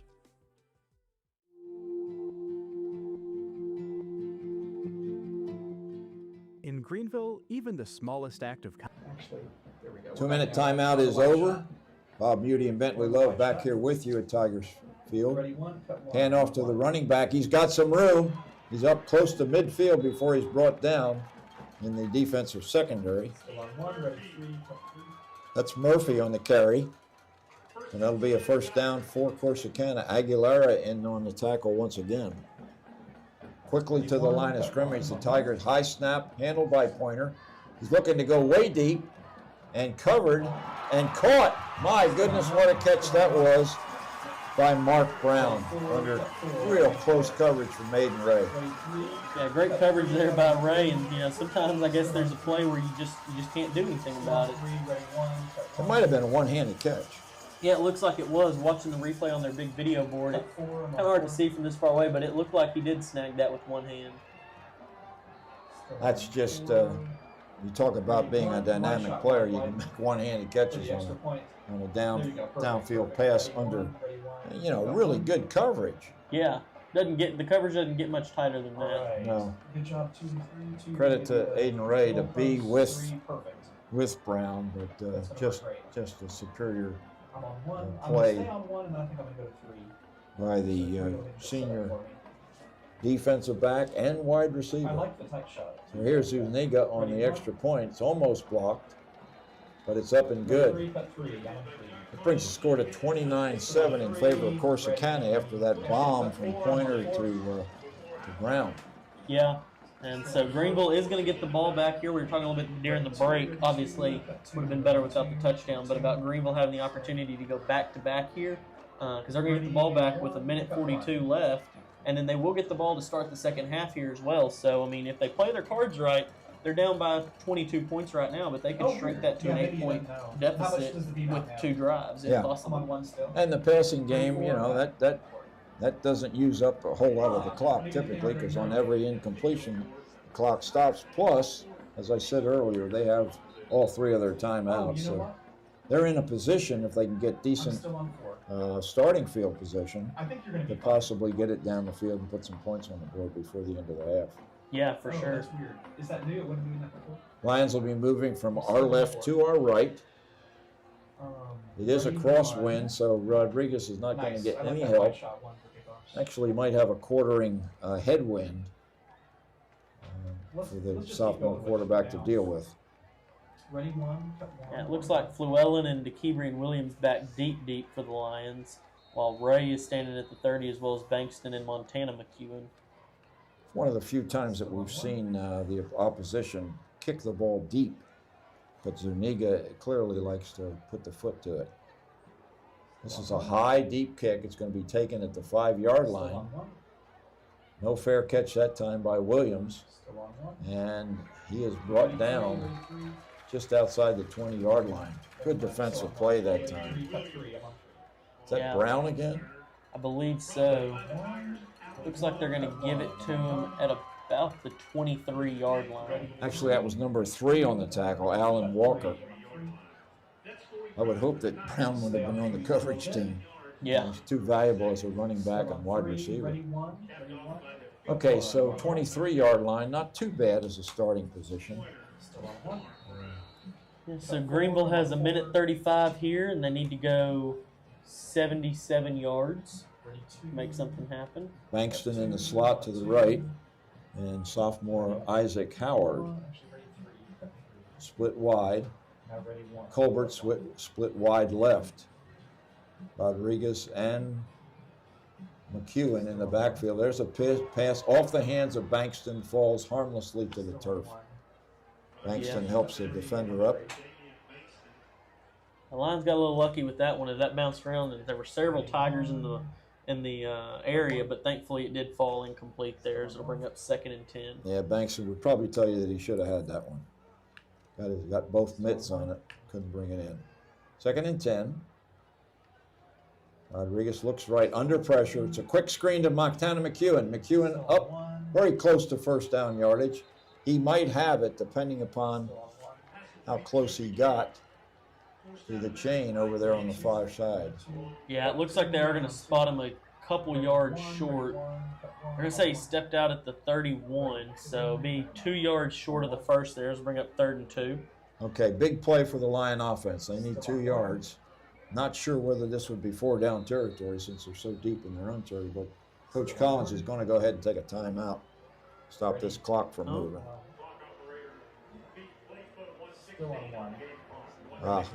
Clock continued to roll, it looks like, after he went out of bounds, so they're going to reset the clock here to 1:16. I'm impressed with the officiating tonight. Very impressed, as a matter of fact. They're letting the guys play, and the guy in the white hat is really commanding the control of the game. Rodriguez hands off to Fluellen. Fluellen's got the first down. Yeah, so a good pickup there by Fluellen as he was tackled down at the 35 by, it looked like, number 31, Josiah Lopez, senior defensive end. I think Julian Sixtos got a good block in there to open up that hole for the running back. So credit to the guys up front. Sixtos, one of those guys that has D1 potential. Yeah. At least that's what Randy Jackson felt like when he was a sophomore. Unfortunately, he was just hampered by injuries for the last 2 seasons. This is the first time he's really gotten to play a full season. And I'll tell you what, he did a good job opening a hole right now. And I think he is being recruited by one of the D2 schools somewhere in Texas. Yeah. Well, he is a junior, so he's got 1 more year, it looks like. And he's a big guy. He is indeed. As, like you said, he's got the size to be a D1 prospect for sure. So, looks like the Lions are going to have the ball here at the 35, so need 65 yards here with a minute and 11 seconds left here in this first half. 2 timeouts remaining now. Ball spotted at the Greenville 35-yard line. Once again, 2 receivers right, 1 to the left. H-back is on the line of scrimmage now as the tight end. Kind of an interesting position designation, H-back tight end. Here's Rodriguez. Looks to his left, has his man. Blocking is trying to get set up out there, but the interference breaks down. And out of bounds after a short gain is Bankston, I think. It was Colbert there, pickup of 2. So it'll bring up 2nd and 8 for the Lions. One of the big eaters up front, that might have been Sixtos again, was out there trying to get some downfield blocking. 2nd and 8 for Greenville. Clock stops at 1:04. Rodriguez looks downfield, has good protection. Now he's under trouble. He sprints up the middle. He's got a first down. He slides and he's hammered. See if there's a penalty there on that one. Nothing apparently, but a good job by Phoenix Rodriguez. He showed some speed there. Yeah, he did, and did a good job making something happen there. It looked like he had a guy, and then he decided to tuck the ball and was under a lot of pressure real quick, but despite the pressure, was able to make something happen. Clock stopped momentarily on the conversion of first down. Rodriguez fakes a handoff. He's looking deep this time. His receiver breaks off the pattern. Pass, dive. Bankston dives for it, and they're going to give him the catch. Yeah, so good play there by Bankston. It's going to bring up first down for the Lions from the 40 as they hustle to the line. I think Rodriguez was looking for the deep ball that time, but the receiver broke off the pattern. So Rodriguez went to his secondary receiver. It was Bankston, and Bankston makes a really good reception. Timeout Greenville to preserve those 33 seconds. Yeah. They set the clock back to 35, it looks like here, as they've got the ball in a not bad position here. They got 35 seconds to go 40 yards. So, I mean, a couple sizable passes, and they'll be in good shape.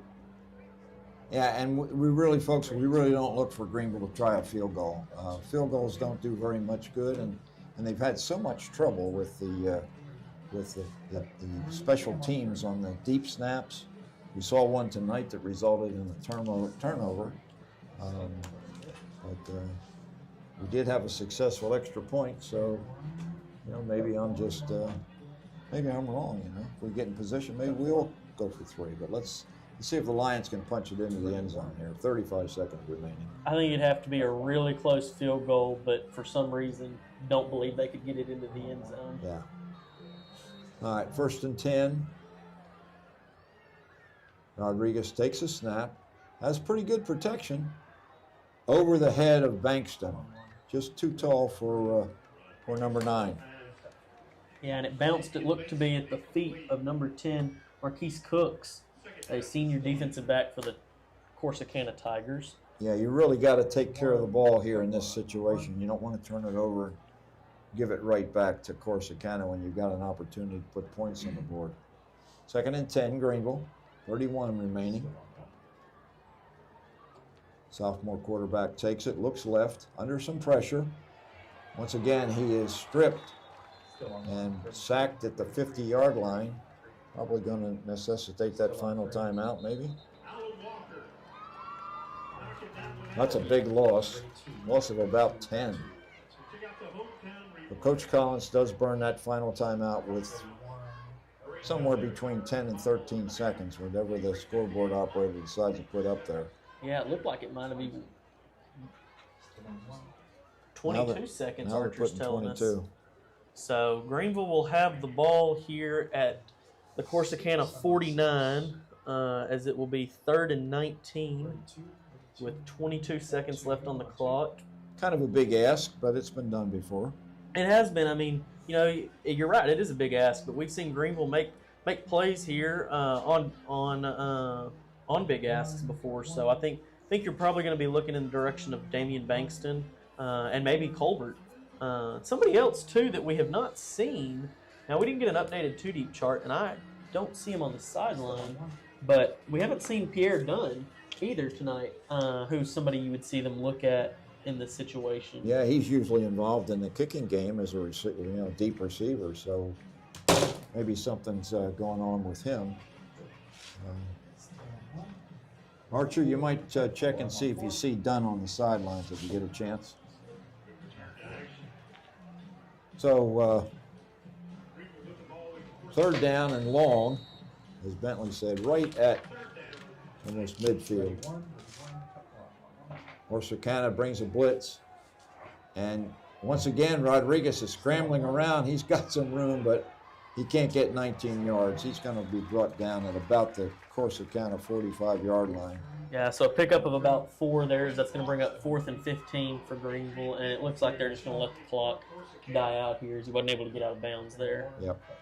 Okay, that'll do it in the first half here at Community National Bank and Trust Stadium in Corsicana. The Lions trail the Tigers 29-7, and we'll be back to watch the performance of the Greenville High School Band and Flaming Flashes after this word from GEUS.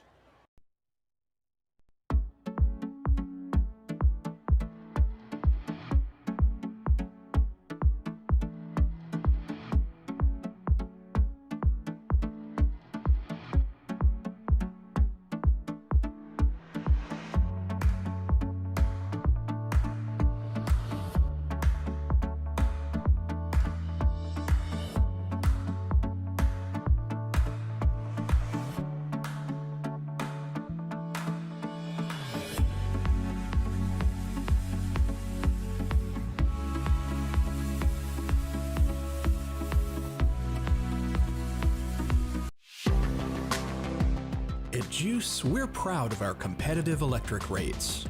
And if you want to save even more, think about changing your thermostat by 4 degrees on some of the hottest or coldest days of the year. We call it 4 degrees of savings, and it's one way you can save money so you can have more nights out, more ice cream cones, and more fun with your family.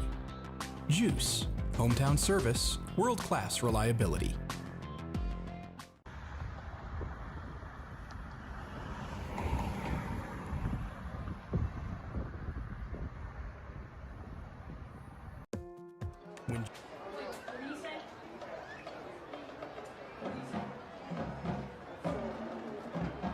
Good evening, ladies and gentlemen. Greenville High School is proud to present the oldest drum team in Texas, the Flaming Flashes. The Flaming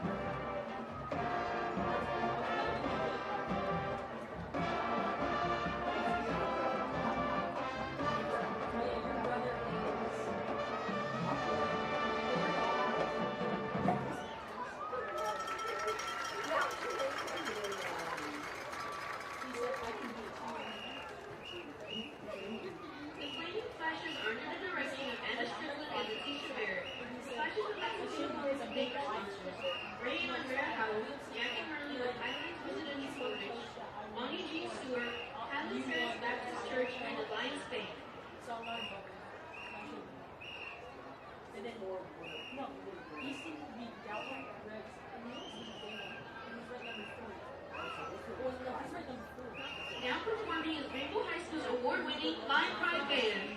The Line Pride Band is in its 94th year and is under the direction of Head Director Dr. Matt Ogie, Assistant Director Luke Daly, and Percussion Director John Grant. Color guard instruction by AJ Pont. Next switches to Line Pride Band as they complete UIL Region 3 Marching Band Contest this Wednesday. Go Lions! Drum majors are Mariana Ochoa, Caitlin T, and Jude Walker.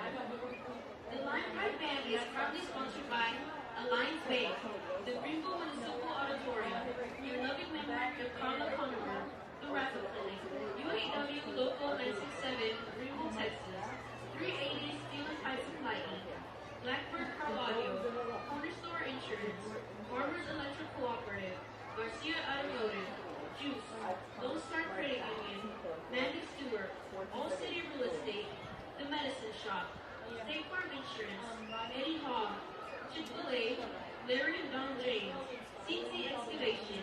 Our section of the week is the Mellophones. Featuring the music of Robert W. Smith, Enya, Percy Granger, and Michael Doherty, please enjoy this year's Line Pride Band marching production. SOS.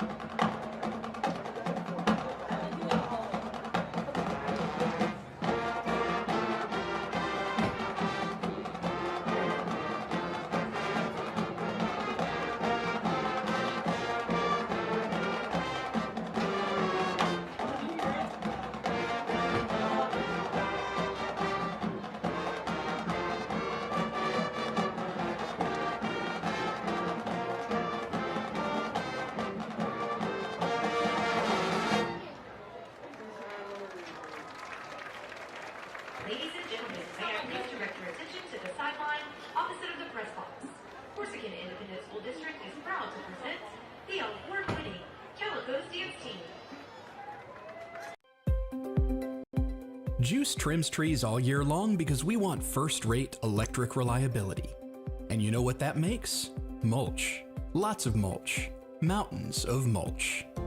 And if you know someone who needs mulch, just come to 502 Wesley Street to pick it up. You'll have to load it yourself, but you can take as much as you want for free. Because it's just one more way GEUS is delivering hometown service and world-class reliability. Through GEUS's Roundup program, you can make a big difference with just a few cents.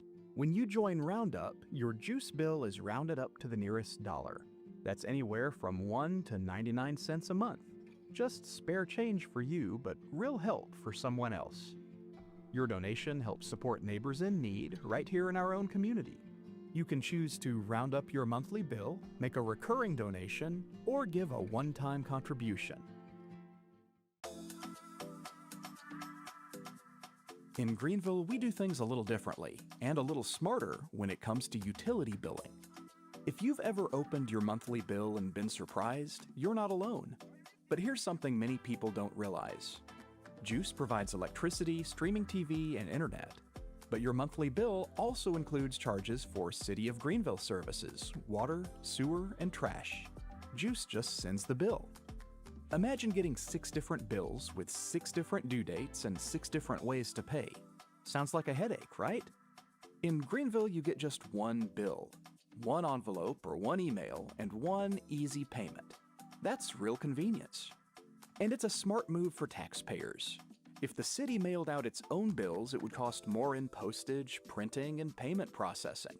So by working together, GEUS and the City of Greenville save you money and pass that savings on to you. It's also important to know who makes the decisions. GEUS's locally appointed board of directors oversees electricity, streaming TV, and internet services. The Greenville City Council makes decisions about water, sewer, and trash. If you have questions or feedback, you can talk to someone right here in Greenville. Your friends and neighbors making those decisions and working right here in town. Public service, local decision makers, and one simple bill. That's how Greenville keeps things working together.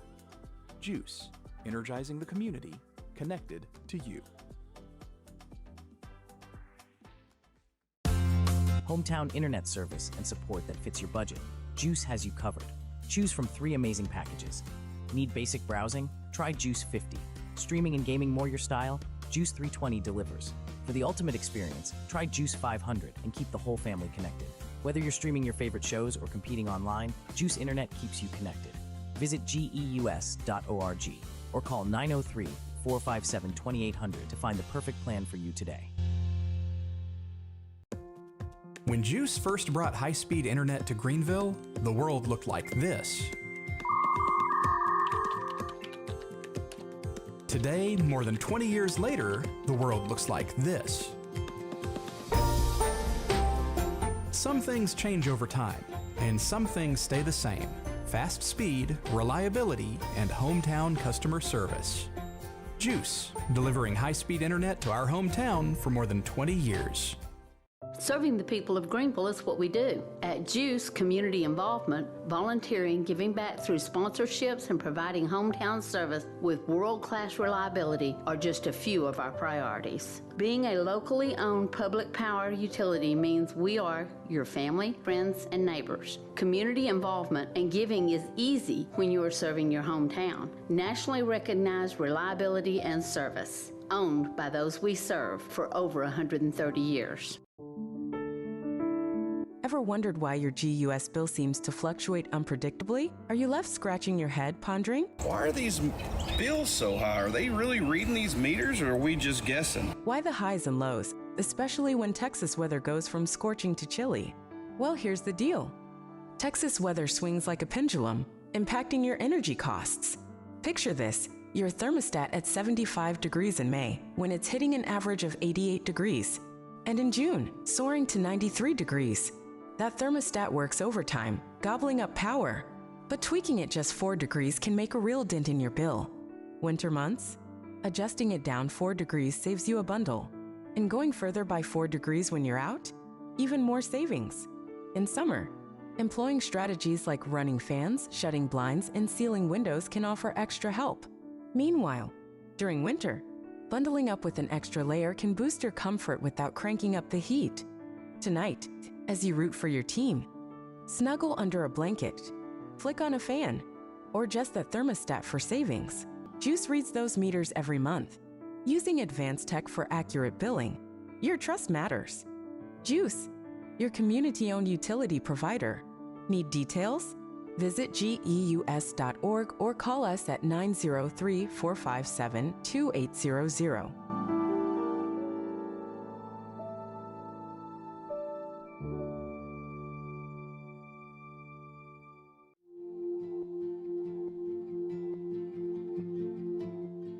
In Greenville, even the smallest act of kindness can brighten someone's day. Through GEUS's Roundup program, you can make a big difference with just a few cents. When you join Roundup, your GEUS bill is rounded up to the nearest dollar. That's anywhere from 1 to 99 cents a month. Just spare change for you, but real help for someone else. Your donation helps support neighbors in need right here in our own community. Whether it's keeping the lights on, staying warm, or getting back on their feet, your generosity matters.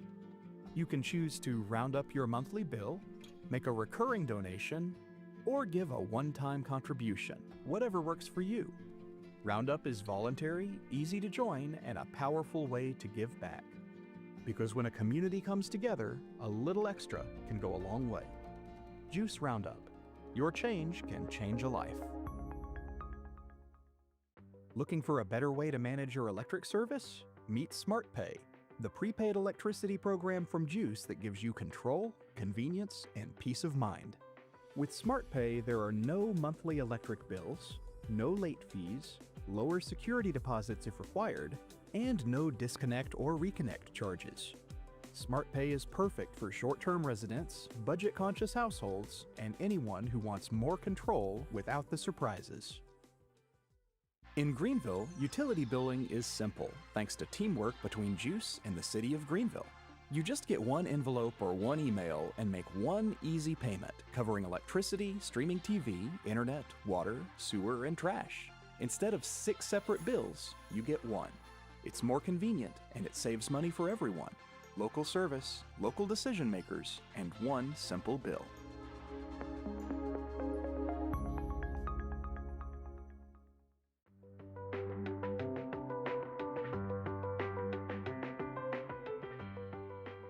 Looking for a better way to manage your electric service? Meet SmartPay, the prepaid electricity program from GEUS that gives you control, convenience, and peace of mind. SmartPay puts you in charge. You decide how much electricity to buy and when to buy it. No monthly bill, no due dates. With SmartPay, there are no monthly electric bills, no late fees, lower security deposits if required, and no disconnect or reconnect charges. Every penny goes toward your electricity. Think of it like filling up your gas tank. You decide how much to add, and we'll let you know when it's running low. Track your usage in real time with the free My Usage app or online portal. Set up text or email alerts so you always know when it's time to add more to your balance. Need to recharge your account? It's easy. Pay online, in person at GEUS or any Fidelity Express location, or right from your phone. SmartPay is perfect for short-term residents, budget-conscious households, and anyone who wants more control without the surprises. Any residential customer can enroll, except those registered as medical emergency customers. Existing customers can switch by calling GEUS. New customers just choose SmartPay when signing up. GEUS SmartPay. Your power, your way.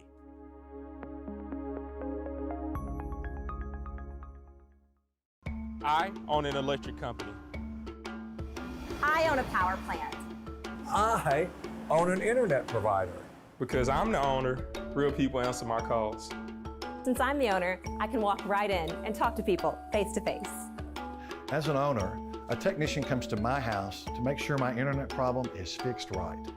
At GEUS, we treat you like you own the place because you do. GEUS, true local ownership. When GEUS first brought electricity to Greenville, the world looked like this. Today, more than 130 years later, the world looks like this. some things change over time, and some things stay the same. Competitive rates, reliable electricity, and hometown customer service. GEUS, delivering reliable electric service to our hometown for more than 130 years. Public power is more than just a service in Greenville, Texas. It's a commitment to our community.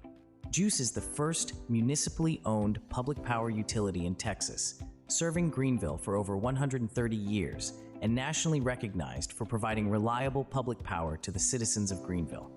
Public power means that your utility is community-owned and not for-profit. We pride ourselves in local leadership and accountability. Members of the GEUS Board of Trustees are local citizens just like you. At GEUS, our mission goes beyond delivering electricity. It's about providing low-cost yet reliable and high-quality electricity, television, and internet services. It's about providing world-class service and giving back to the community we live in. At GEUS, public power means local leadership and a shared vision for a brighter, more connected Greenville. Together, we're lighting the way to a better future. Public power means that your utility is community-owned and not for profit. It is a commitment to our community. We pride ourselves in local leadership and accountability. At GEUS, our mission goes beyond delivering electricity. It's about providing low-cost yet reliable and high-quality electricity, television and internet services, and giving back to the community we live in. At GEUS, public power means local leadership and a shared vision for a brighter, more connected Greenville. Together, we're lighting the way to a better future.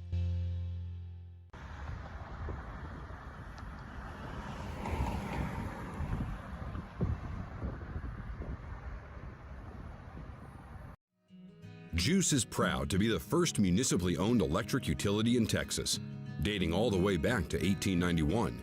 And we're proud to be the first city-owned cable and internet provider in Texas, too. But that's the past.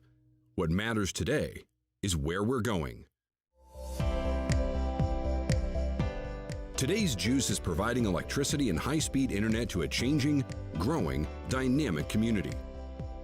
The future of Greenville and Hunt County matters to us because we live here too. We're your friends and neighbors, the folks you see at the grocery store and at church, who just happen to work for a public power and internet provider. And we're proud of it. We take care of the people who walk in the door because they're not strangers, or shareholders, or customers. They're our owners.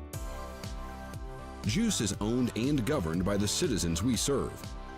We're overseen by a completely local board, made up of regular citizens who make decisions that benefit our community first and foremost, not necessarily distant investors or Wall Street. And our mission isn't just a feel-good idea about serving our neighbors. We also aim to be world-class at everything we do. That's why we've been nationally recognized for how reliable our electric service is, and it's why we're known for excellent customer service and competitive rates.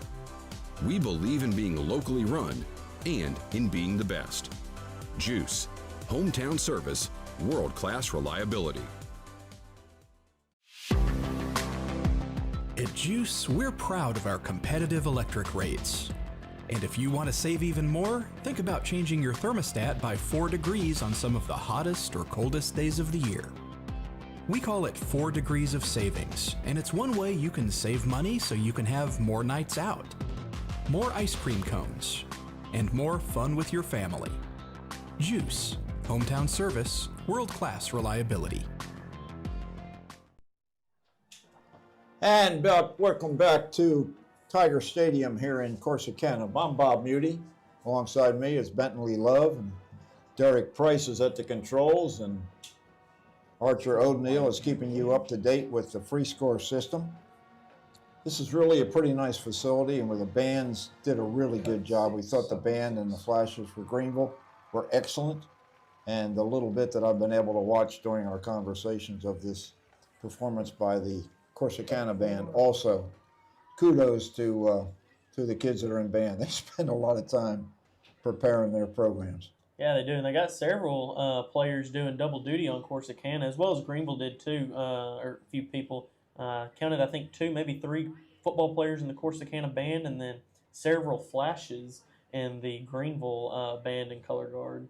Yeah, that's a nice thing to see. That one of the big bass drums clearly being handled by one of the big eaters for Cool. Can you go ahead and get your Corsicana. camera back on? Get ready to get the back on. We talked about the Chick-fil-A, Same thing, the Tiffany's cow, here. and we want to thank the folks here in the press box at Corsicana for their hospitality. They provided us with Chick-fil-A boxes with a great sandwich and a cookie and some chips and as many drinks as you can handle. And we certainly appreciate that. It makes things go a little bit smoother when you got a full belly.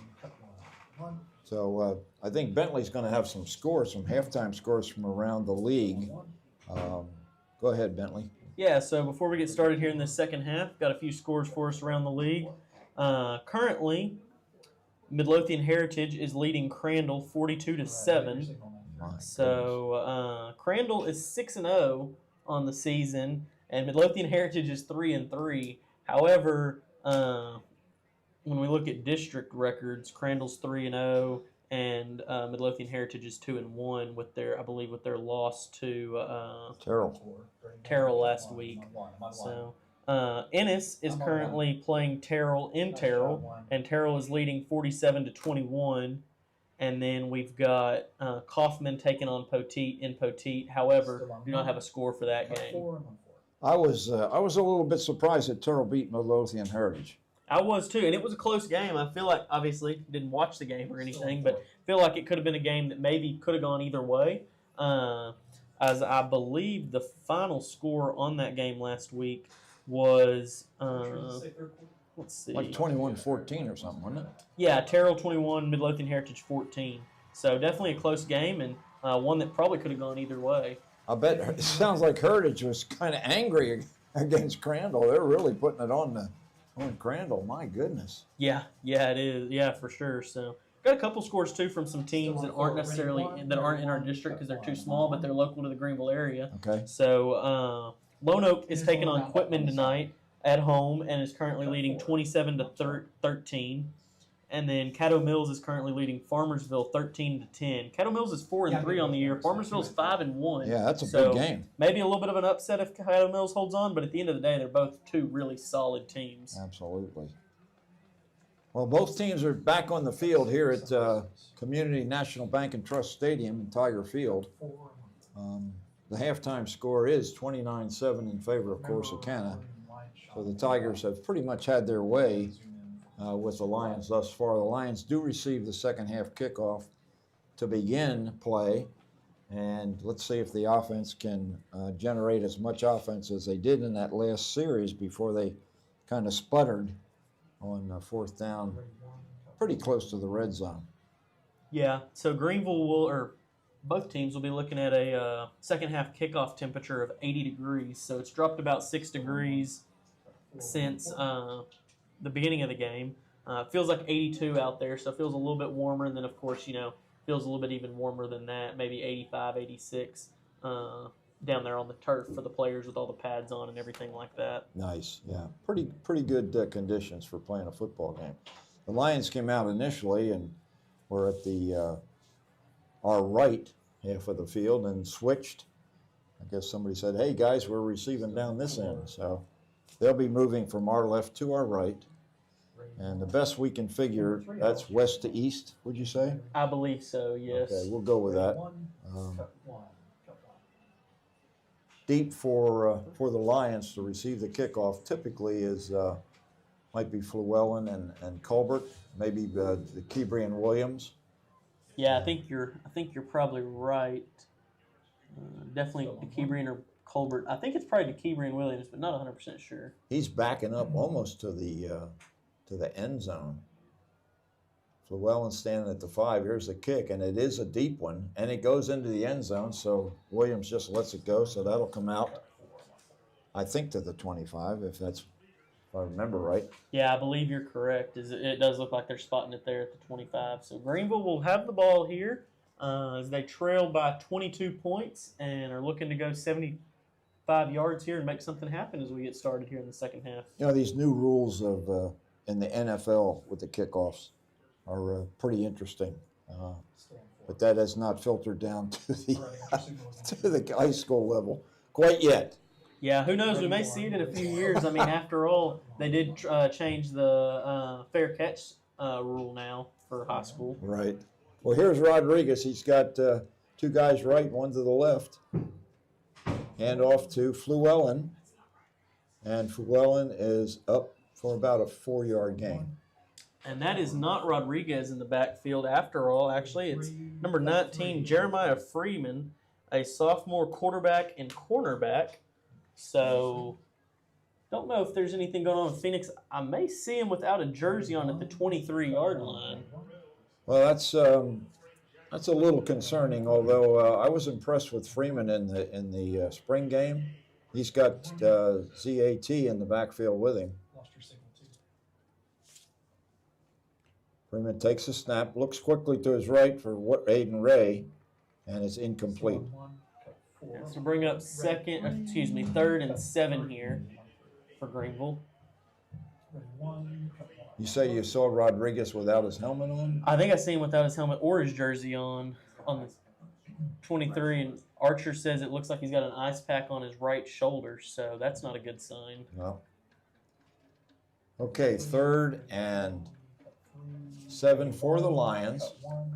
Freeman drops back, looks downfield, under pressure, and is short, looking for Damian Bankston. Incomplete. That'll bring up a punt formation. Let's see who's going to be doing the punting. Yeah, since we've got Rodriguez as both the punter and the quarterback, I have a feeling, we don't know for sure, but it could be Figueroa maybe, the kicker. Well, that'd be a pretty good hypothesis. A lot of times kickers will double as punters as well. Archer, can you tell which shoulder Rodriguez has got the ice pack on? It looks like it's right shoulder. Okay, Archer said it possibly is his throwing shoulder. And it looks like the Lions are going to take a timeout and try to decide what they're going to do about this punt formation. 11:15 remaining, a real quick 45-second runoff there. Unproductive under the leadership of quarterback Jeremiah Freeman. He and Rodriguez are both sophomores, so assuming that Rodriguez stays healthy for the rest of his high school career, you would think maybe that Freeman would be finding another position to help the offense be successful, possibly running back or wide receiver. Yeah, it could be potentially, but who knows too is we could see them potentially run not obviously at the same time, but like a tandem quarterback where they got starter A and starter B if they both turn out to be really good. Yeah, and you just saw the camera on Phoenix Rodriguez standing on the sideline. So that's an unfortunate injury for the Greenville offense as they lose their signal caller. It looks like the punter for Greenville is going to be number 9, Damian Bankston, as his punt is up. Still on 1. And going to go... Not very far and out of bounds. Yeah, that... okay. Well, Damian probably doesn't do much punting. And clearly that went off the side of his foot. And, almost like turning the ball over right there. Yeah, and it's not...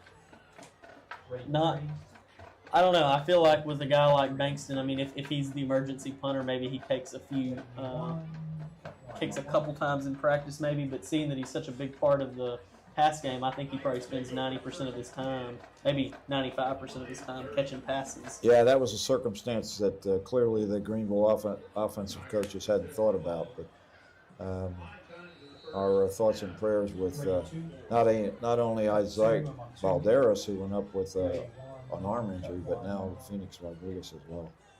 So first and 10 for Corsicana. Pointer drops back, looking deep, has a man, and he's out of bounds, incomplete. Still on 1. Yeah, great pressure by the Greenville defenders there, getting into the backfield, and then great defense too by, I believe that was number 4, Aiden Ray, maybe on the coverage. Well, again, my eyes will not allow me to call that number for you. Can't help you on that one.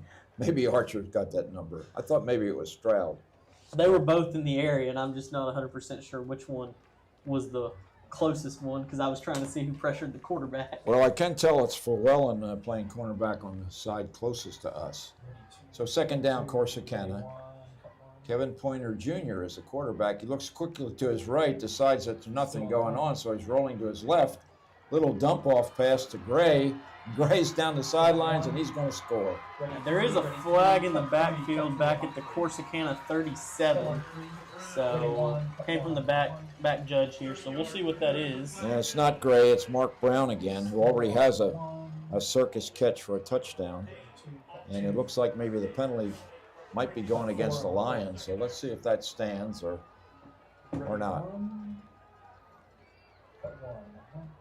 Maybe C.J. Davis was called for a block in the back or something. He was one that was kind of running around. And looks like there's some words being exchanged between the two teams. That's not good. Markoff is against Corsicana, and it's a 10-yard step off. So it'll be 2nd and 20 for the Tigers. Ball spotted at the 40-yard line of Greenville after the short punt by backup punter Damian Bankston. We saw number 70, LeGarren Savage, go off the field. Very obviously not happy with how the play had gone, but it is 2nd and 20 for Corsicana here, so hopefully Greenville can get something going. Snap was a little bit high. Pointer brings it down, looks for his man. Might have been a catch very close to the sideline. That was number 5. That's Willie Conley. Yeah, it looks like they're going to rule that incomplete, so it'll be 3rd and 20 for Corsicana here. So the Greenville defense is staying a little bit closer to those receivers. Cornerbacks are doing a good job, so are the safeties. I see Cam Clayton again inching up close to the line of scrimmage. Greenville showing a blitz. Hand off to the running back. Again, a very good call, and that's Brown again, just picking his way. Yeah, dodges a defender or two, but is ultimately taken down after the big game by number 14, Edward Llewellyn, as well as number 34, Eddie Nepian. That's a huge gain on 3rd down. That's inside the Greenville 10-yard line now, where it'll be 1st and goal there. Brown is having a heck of a game for Corsicana. Yeah, he is. I don't know what happened to Murphy, but Brown's getting all the action tonight. Murphy only had a few carries. May just be going with the hot hand. Yeah, speaks to the depth on this Tiger team. Once again, Pointer rolls to his right. Looks like he may decide to keep it. Looks deep in the end zone.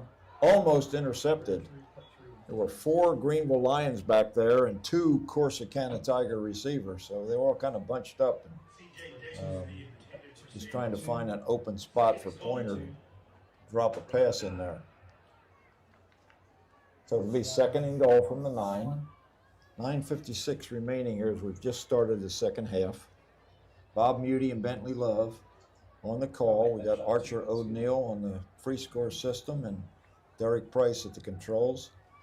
Tiffany Lynn down on the sidelines.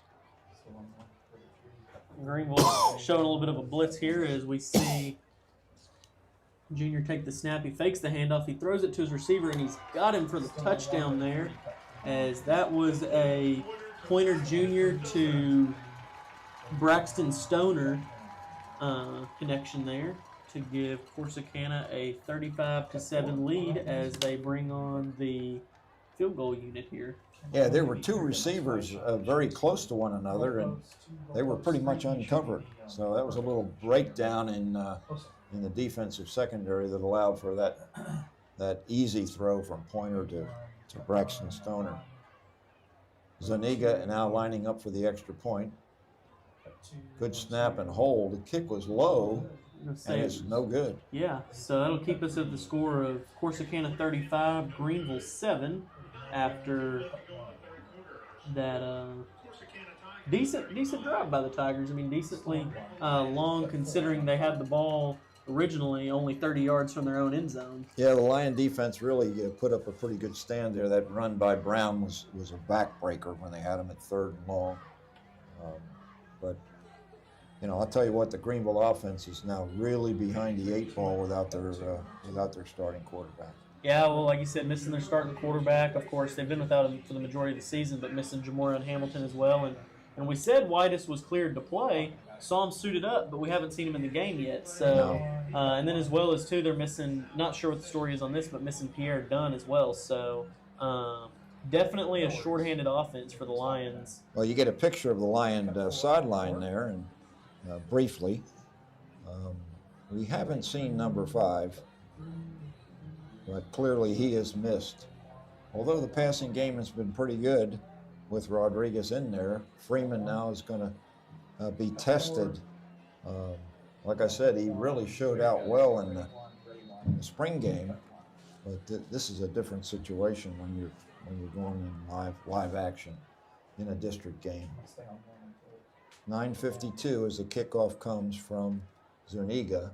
It's a long, high kick. That's going to go into the end zone again, and Kebrian Williams just watch it sails overhead. So starting field position will be at the 25 again for the Lions. I think Zuniga is getting a little bit of help from the wind. As I see, it seems to have turned from our right to our left now, so it's definitely blowing that way. Yeah, definitely a little bit of help there, as that was a booming kick. I mean, it probably went every bit of 65 yards in the air, so great kick by Zuniga. And I remember watching him kick some last year for Corsicana and thinking, man, this kid's got a leg. And, you know, last year he was only a sophomore, so. Is he the one that had the kick block for the winning tie? I think so. Yeah, I think so. But besides that, he was a pretty solid kicker, it seemed like. Okay. All right, here's the Greenville offense under the leadership of sophomore Jeremiah Freeman. He does a good job just to catch that snap. It was high to his right side, and the handoff to Llewellyn yields virtually nothing. Looks like a loss. Yeah, they're going to call it a loss of 2, so it'll bring up 2nd and 12 here for Greenville. And that's something that Corsicana is doing. You know, they're forcing Greenville to, obviously, being down by 4 scores and then now playing behind the sticks as well. They're going to try to force Freeman to throw the ball there.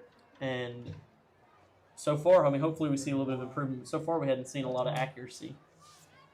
Well, he's had 2 opportunities and has yet to connect. Hand off to Llewellyn this time. He's dancing around, and he gets a couple of yards back up beyond the original line of scrimmage before he's brought down by a couple of blue-shirted Tigers. You can suspect that the defensive coordinator now is figuring on Greenville going with a heavy run situation with the backup quarterback. Let's see if they do air it out on 3rd down. Yeah, for sure. And I mean, that's kind of to be expected with just about any team. So, but that 4-yard run there will bring up 3rd and 8 for Greenville as we see Freeman try to make something happen here. He's got 2 receivers right, and the H-back split out a little bit from the line of scrimmage. Drops back, throws deep, and it's broken up, intending down there for, might have been Howard. Yeah, and I believe that was number 1, Damone Brown, the senior defensive back in coverage for Greenville. Not sure who the intended receiver was, but it's a 4th down situation for the Lions. You know, we talked about Pierre Dunn not being available. He's the emergency quarterback because Freeman normally is the JV quarterback, but I guess things have changed since Dunn's not available. High snap here, and Bankston gets the kick away. It's a low kick, and very short once again, goes out at the Greenville 40-yard line. So excellent starting field position once again for Corsicana. And we'll see if possibly some of the shock troops don't appear for the blue-shirted Tigers now with this 4-score lead. A little bit of a better punt there by Bankston, but still, like you said, great field position here for the Tigers to get us started. Just there's a picture of the Greenville defense. You can see Hutton Jaco in there. He's up from the JV, just a sophomore wide receiver / defensive back. You see number 30 there. He's getting some time. That's Jaden Talley. Number 13 is Tyrone Rockwell, who is a senior. He's getting some time. Looks like ZAT is trying to call the defensive signals have seen him very limited use on offense, as you see Rodriguez there on the sidelines. Pointer wants a win, looks to his right, finds Petty. Petty breaks a couple of tackles and is finally brought down. By number 30, Jaden Talley, it looked like there. Quickly to the line of scrimmage as the Tigers are trying to take fully advantage of probably the fatigue level, which has more than likely affected several of the white-shirted Lions. Cooper Roberts in there at the right defensive end now as they're lining up in a four-man front. Pointer looks downfield. He's got a man wide open, but he overshoots him by about 5 yards. Yeah, and that was number 20, Hut Jaco, who dropped into coverage there at the goal line, but the ball was way overthrown anyway. Yeah, the cornerback turned the receiver loose for Jaco, and it was probably a good thing Pointer overthrew that. Jaco a little bit late getting there. 2nd down and 10. Kind of surprised that Corsicana's going so fast. I mean, what's the hurry here? Yeah. 2 receivers are going to be to the right, the H-back on the right side as well. Look for possibly a run to the right side. And they give to the running back. That might be Murphy now. And it looked like that tackle was made there by number 88, Cooper Roberts, sophomore tight end and linebacker for the Lions. We'll give them a pickup of 5. So 2nd and 5. Ball spotted at the 21-yard line of Greenville. And they trail 35-7 here with 7:26 remaining in the 3rd quarter here in Corsicana. Pointer takes a snap, 2 steps backward, fires to the right over the head of Petty. So the incompletion will bring up 3rd down. Bring up 4th and 5 here for the Tigers. Or 4th down. See, that's why I bring Bentley along, folks. He keeps me straight. Call it 4 yards. 21-yard line. See if the Lions can get a turnover on downs here.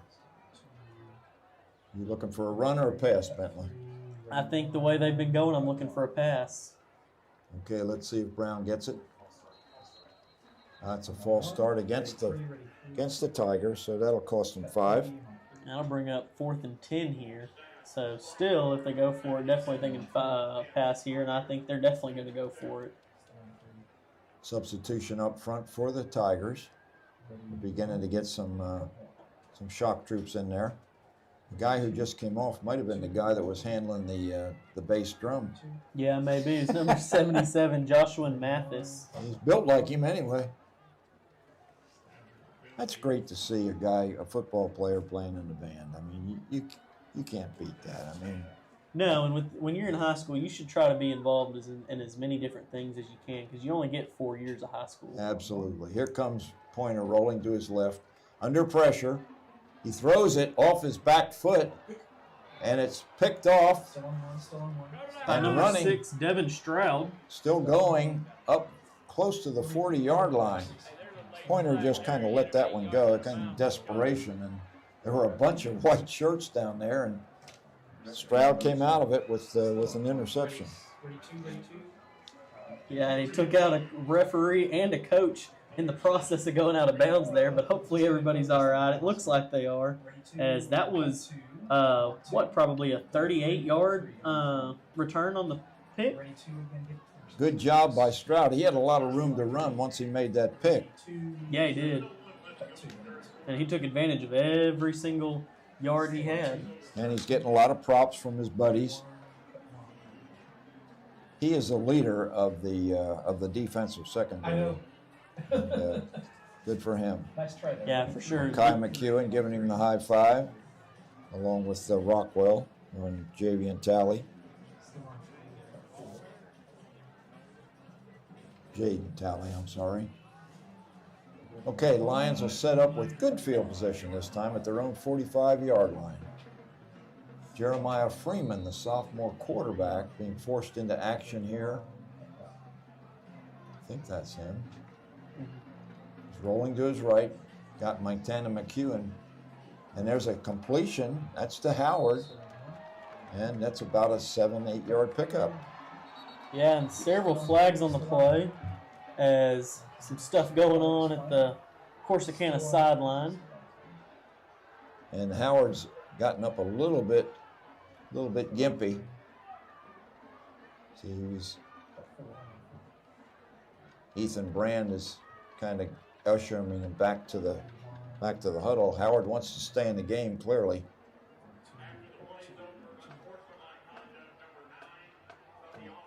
Okay. And sportsmanlike conduct against Greenville, and that's going to cost them 15 yards. That's an after the play foul, I believe. We'll see if if they get the down over. I believe I heard him say it will be second down, so it's going to bring up 2nd and 17 here after the 8-yard gain. It just makes it that much harder for Freeman. I mean, he gets the completion, and I don't know what's transpired down there, but clearly Greenville, that's one of those penalties probably Coach Collins is not going to be happy about. Yeah, it's discipline penalties. Yep. Hand off to McEwen. McEwen has a couple of yards before he's brought down. It's amazing how many sophomores have been forced into action this season. It's, I mean, McKenna in the Sulphur Spring game, McEwen had so much trouble just trying to receive a kickoff, and 2 games later, he's in the offensive backfield doing a pretty decent job. Yeah, it's grown tremendously since then. It's a good thing and a bad thing. It should help him next year a lot. Yep. 3rd down and long for Greenville. Clock running at just a little over 6 minutes here remaining in the 3rd quarter. Freeman 2 steps backward. Pretty good protection. Looks downfield. He has a man. Incomplete. That pass was intended for number 20, Hut Jaco. Jaco got his hands on it, but couldn't reel it in. Good throw by Freeman. He had his man, and Jaco was wide open.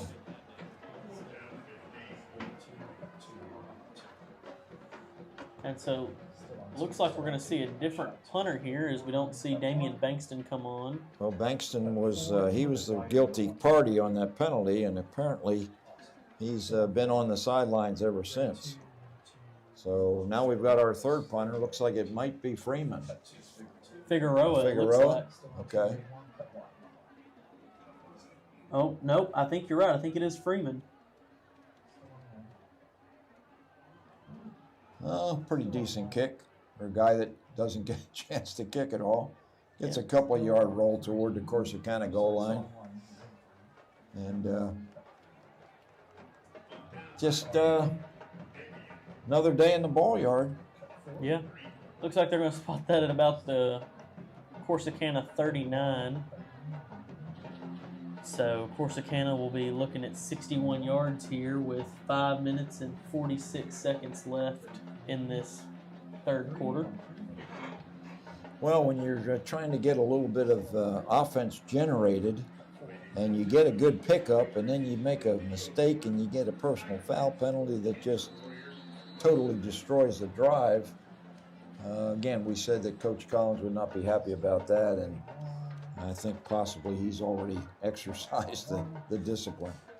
There you see a good shot of the field. See Ligarian Savage, the middle guard. Throw from the backup quarterback is complete to number 5, Willie Conley. That's Jackson McGraw, number 19 in the game again for Corsicana. Yeah, pickup of about 5 there as he was forced out of bounds by number 14, Edward Fluellen. Yeah, I think Pointer's night might be over, and it's not because he threw an interception. It's just because of the 35-7 score. So McGraw takes a snap, hands off to the running back. Good tackle there by ZAT.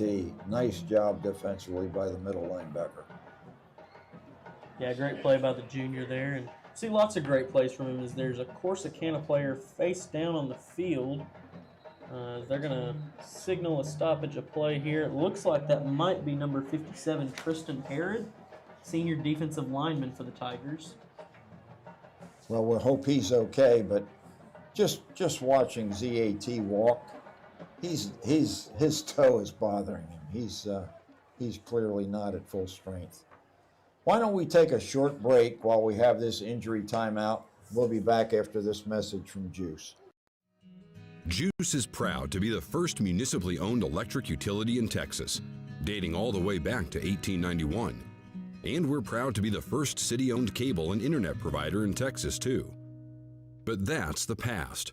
What matters today is where we're going. Today's GEUS is providing electricity and high-speed internet to a changing, growing, dynamic community. The future of Greenville and Hunt County matters to us because we live here too. We're your friends and neighbors, the folks you see at the grocery store and at church, who just happen to work for a public power and internet provider. And we're proud of it.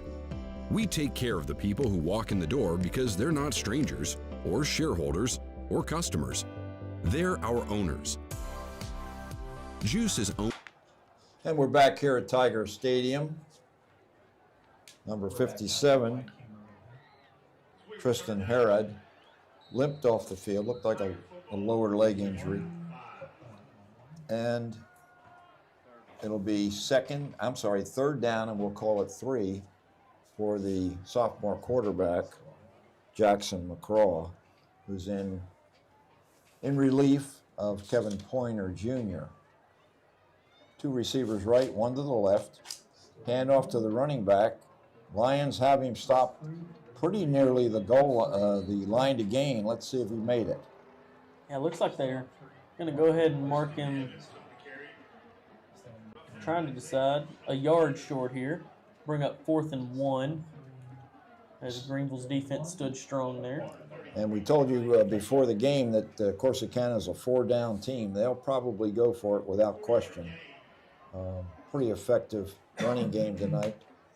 Let's see if they get the yard that they need or whether the Lions can turn them over on downs. Run blitz is ineffective, and the running back is loose on the near sideline. Still going, down to the 20, and brought down by Zat. There's number 33, Makai McEwen. Man, from he's his way defensive down. end position. Wow, that's the kind of hustle that Coach Collins appreciates. That's why he wanted us to talk about and recognize McEwen's Looks hustle. like he is down now, maybe. I believe that's number 33, Makai McEwen. He probably just needs a rest. He might be. He might have just got the wind knocked out. He looked pretty fired up after the tackle, so I think Yeah. he's probably all right. Just maybe needed a little bit of a breather and maybe thought my teammates might could use a breather after that play too. Yeah, it's pretty good thinking. He really did a great job of pursuing that running back there from the far side. A good job by Makai McEwen saving a touchdown for the Lions.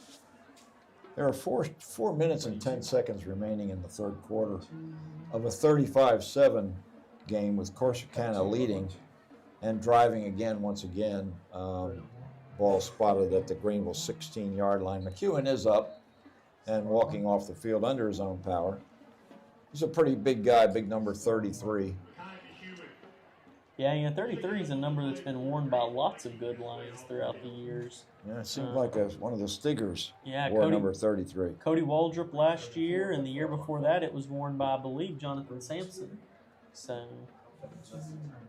Might have been.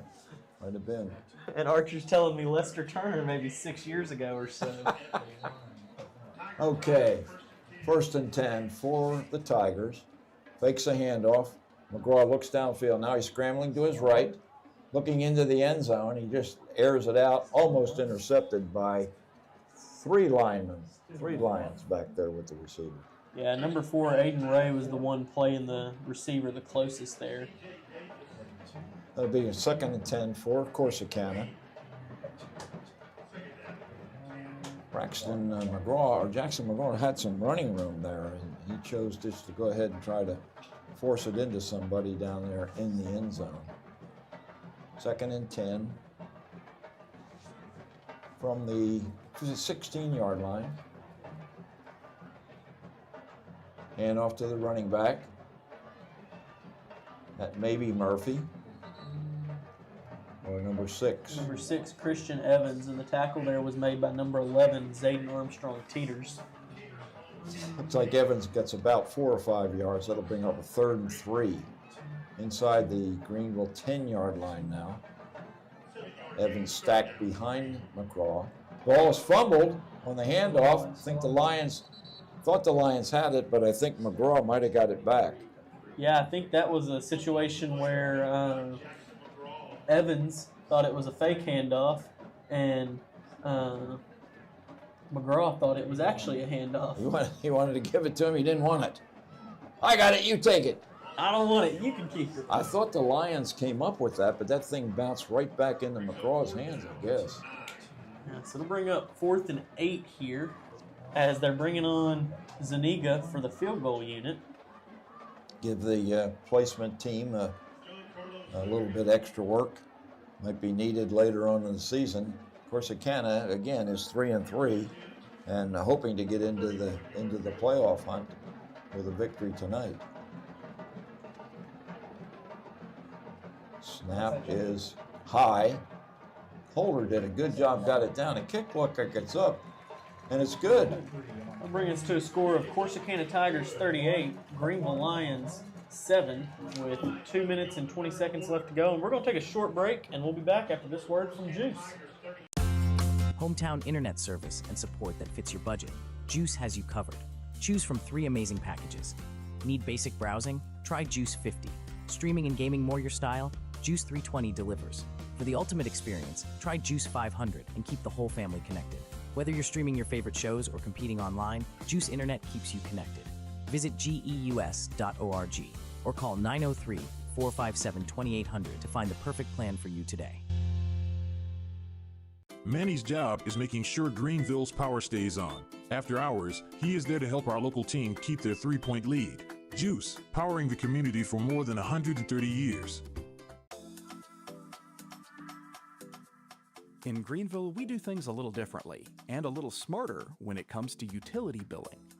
If you've ever opened your monthly bill and been surprised, you're not alone. But here's something many people don't realize. GEUS provides electricity, streaming TV, and internet. But your monthly bill also includes charges for City of Greenville services, water, sewer, and trash. GEUS just sends the bill. Imagine getting 6 different bills with 6 different due dates and 6 different... And we're back with you from Tiger Field. There's Zuniga's kick. Once again, carries into the end zone.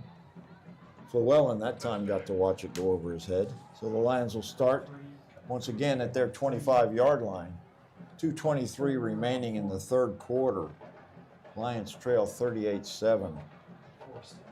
Injury bug has risen its ugly head once again tonight as Phoenix Rodriguez is on the sidelines with an ice pack on his throwing shoulder. Jeremiah Freeman, his fellow sophomore classmate, has been forced into action in his stead. We've also lost linebacker Isaac Balderas to an arm injury of some sort. We'll see if we can get a report before the end of the night on his condition. But right now it's 1st and 10 for the Lions. Handoff to the running back.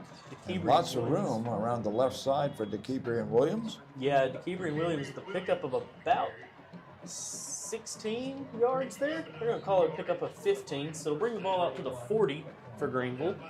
If I'm not mistaken, that's Williams' first carry of the year. First of the night. He played a little bit of running back a few games earlier, but it was just a couple plays here. Okay. Well, nice pickup for a first down for Williams off the left side. 2 receivers right, 1 to the left. Kind of a mix-up in the backfield. The pass comes out to Howard, and it's off his hands, incomplete.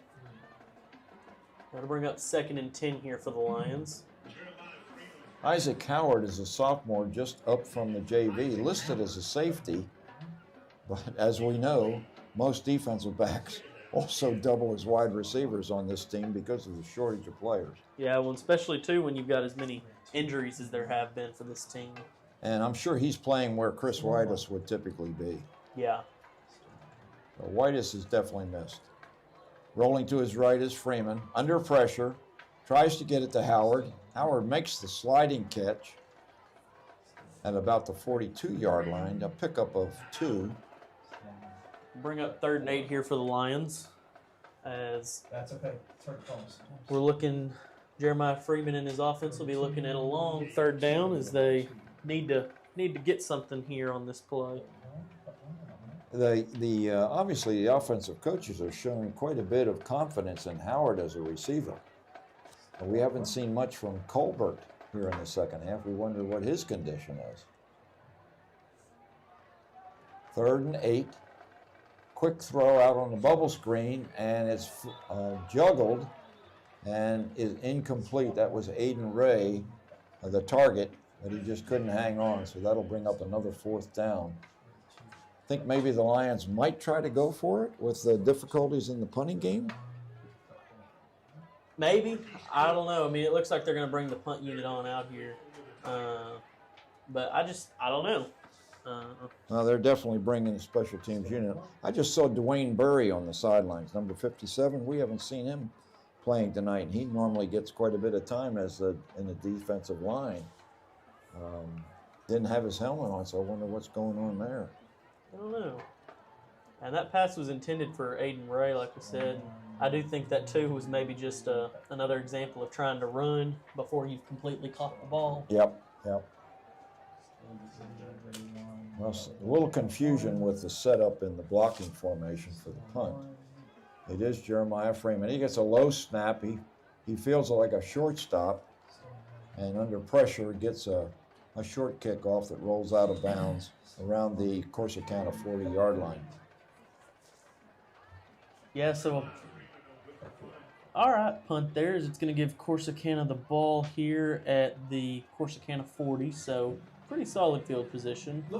And I'm watching Freeman go off the field, and he walks right over to Phoenix Rodriguez to discuss what the heck's going on. And the guy is really, really under the gun. I'll tell you what, this is a tough situation for the sophomore quarterback to be forced into action in a district game, even though the game is it's clearly out of hand for the Lions. 47 seconds remaining in the third quarter. It's like Pointer may be back in the game, much to our surprise. Quick throw out over the head of his intended receiver. Yeah, ball was intended for number 25, Kevin Lopez, sophomore, listed as a defensive back. Yeah, he showed his displeasure with Pointer, too. He said, "What are you doing throwing it way over my head?" He's carrying on like a banty rooster down there. Okay, 2nd and 10 for Corsicana. That play only took 3 seconds. Quickly to the same guy. This time he drops it. Now he's really demonstrative down there, and he's going to get to go back to the sideline. So. Well, and I got to say, that first one I could understand why he was irritated. It was over his head. That one hit him right in the hand. There was no excuse for him to not have that one. That's his big chance. I think his teammates are giving him the raspberry down there. Anyway, back to the field, 3rd down. Pointer drops back with good protection, throws the ball way downfield over the head of his intended receiver, Mark Brown. So 4th down for Corsicana. They're a 4-down team. Let's see what they do. Yeah, it looks like they might actually bring a punt team on. Either that or they're just getting some new receivers on the field. Yeah, which didn't know if they even had one of those, but we might see it. Is that Zuniga going into punt formation, or is that McGraw? I believe it is Zuniga. Yeah, number 15, yeah, Giancarlo Zuniga. Okay. The kicker and linebacker that is also the punter. So, first punt for Corsicana tonight. Referee, umpire steps in to halt the action. 0 on the play clock, but let's see if they call a delay. And they do. So 5-yard walk-off. Kind of a moot point. Punt formation 5 yards further back is not a big deal. But there's Dwayne Burry on the sideline, number 57. He apparently is not able to play. Hadn't had his helmet on, I guess, the whole game. There's a high snap. And Zuniga's going to run it. Look at this. And Brand, I think, has got a hold of him and throws him out of bounds. Yeah, that was That was, I believe, number 13, Tyrone Rockwell. It was Rockwell that got him? Yeah. Okay. Good for you, Tyrone. I gave credit to Ethan Brand. And Bob, I'm going to say, too, looking at this roster, number 57 on our roster is no longer Dwayne Berry. It's now Joel Campos. Ah. So, who knows? Dwayne Berry's 67. Okay, we've had some changes on the roster, which I was not aware of, but we haven't seen 67 in the game either, I don't think. No, I don't believe so either. All right, well, anyway, the Lions get the turnover on downs as Zuniga tried to run out of punt formation unsuccessfully. So Jeremiah Freeman in the backfield with DeKebrian Williams. Fakes the handoff, throws downfield looking for Stroud, who's now playing wide receiver, and he was in a battle with the defensive back and almost came up with a catch. Yeah, nearly had it. It was ultimately broken up, though, by number 16, Hervey, senior defensive back. Great job being done by Derek Price at the controls tonight. We had a good look at that, and actually I do a little bit better looking at the screen whenever he puts the camera on the play. I've got a good view, and I can see the numbers and everything.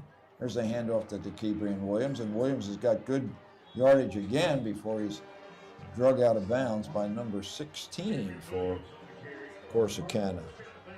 Yeah, they're going to say he stepped out right at the 20-yard line. So they'll bring up 1st and 10 for the Lions here from the Corsicana 20. How come you didn't identify number 16? What? I was waiting for you to pronounce number 16's name. Whoa! There's Freeman. He gets out, throws it deep.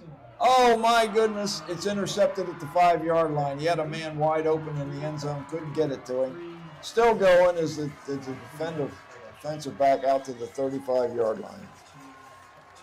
Yeah, and that was number 10, Marquise Cooks, on the interception for Corsicana, and I believe number 55, Julian Sixtos, who made the tackle for Greenville.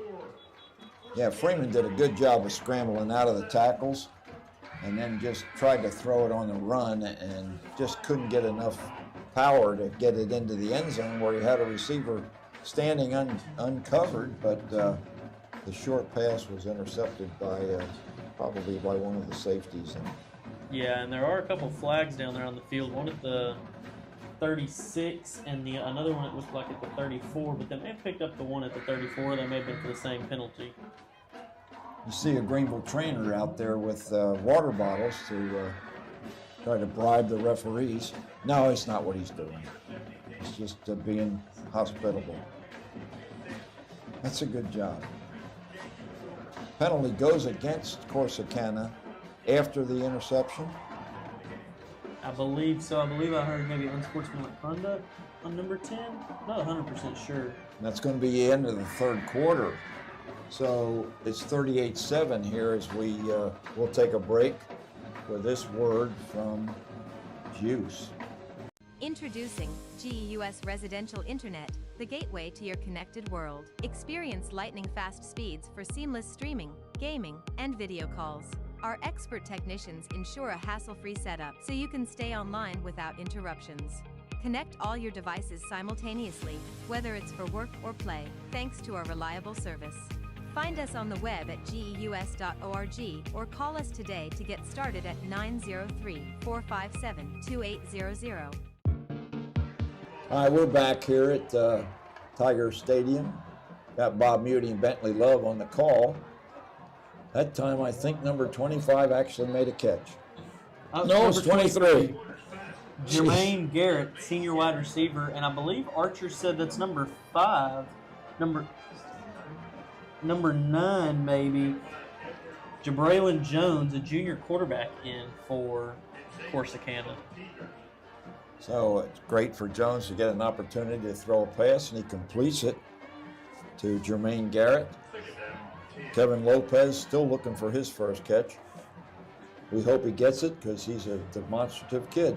There goes a running back, and that's number 6 once again. That's Christian Evans, and he picks up a few yards. And they're going to Oh, it looks like there's a flag on the play and potentially an injured lion. Yeah, and a fired up offensive lineman for Corsicana, number 75, is carrying on like he might have gotten a good block, maybe hurt somebody. Max Gomez carrying on, and it looks like maybe that's number 90, Rector down. I believe number 40. 40, Aguilera. Yeah. He's getting up. Yeah, old Max got him a 15-yarder there, and now he's coming off the field. And he's got his hands out, confused, as if he doesn't know what happened. Yeah. Well, it's Max, it's a 15-yard penalty, partner. Take a seat. We'll bring up third and Forever. a long way here. We'll call it 18. That's what the scoreboard says. Good enough for me. So Jabraylon Jones, a junior quarterback, getting an opportunity here. He's third on the depth chart and he's getting into this one. Got 2 receivers right, 2 receivers left. Takes a snap, drops back, throws off his back foot, and it's incomplete. Looking for Zuniga? I believe so, yeah. So they're throwing the kicker out there as a wide receiver. And Zuniga looks to be shaken up on the play. He came up a little gimpy.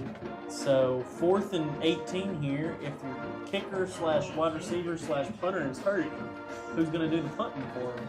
Well, we're going to find out here.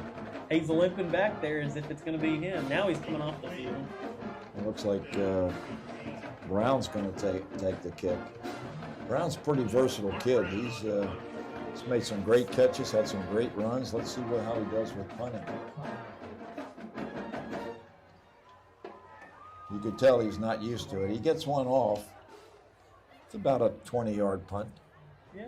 Rolls out of bounds, or close to out of bounds on the far side. It's down by one of the Tigers at the Greenville 35-yard line. So we get a short punt from Corsicana. That's their first punt, actually. Second time in punt formation. But the first time they've actually punted the ball away. Yeah, and I'll say, too, I noticed a while ago in one of our camera shots, I believe I might have seen, didn't have a jersey on, so I'm not 100% sure, but I believe I might have seen Isaac Balderas on the sideline. Saw a guy with shirt on and pants on, but no jersey, and he had his arm in a sling. Okay. So I believe maybe it was Balderas. So that would be a good sign, I would presume, that he's back this quick with the team potentially. Yeah, well, he told the coaches to get me back in this game as quick as possible. But if he's got a serious arm injury, he's probably not going to be playing anymore tonight. All right, first down for the Lions at their own 35-yard line. Hand off to Williams. Williams finding some room, and he gets about 5 or 6 yards. Great starting field position, the best for Greenville tonight. Yeah, so they're going to spot the ball, it looks like at the 29-yard line, so it'll be 2nd and 4 for the Lions here.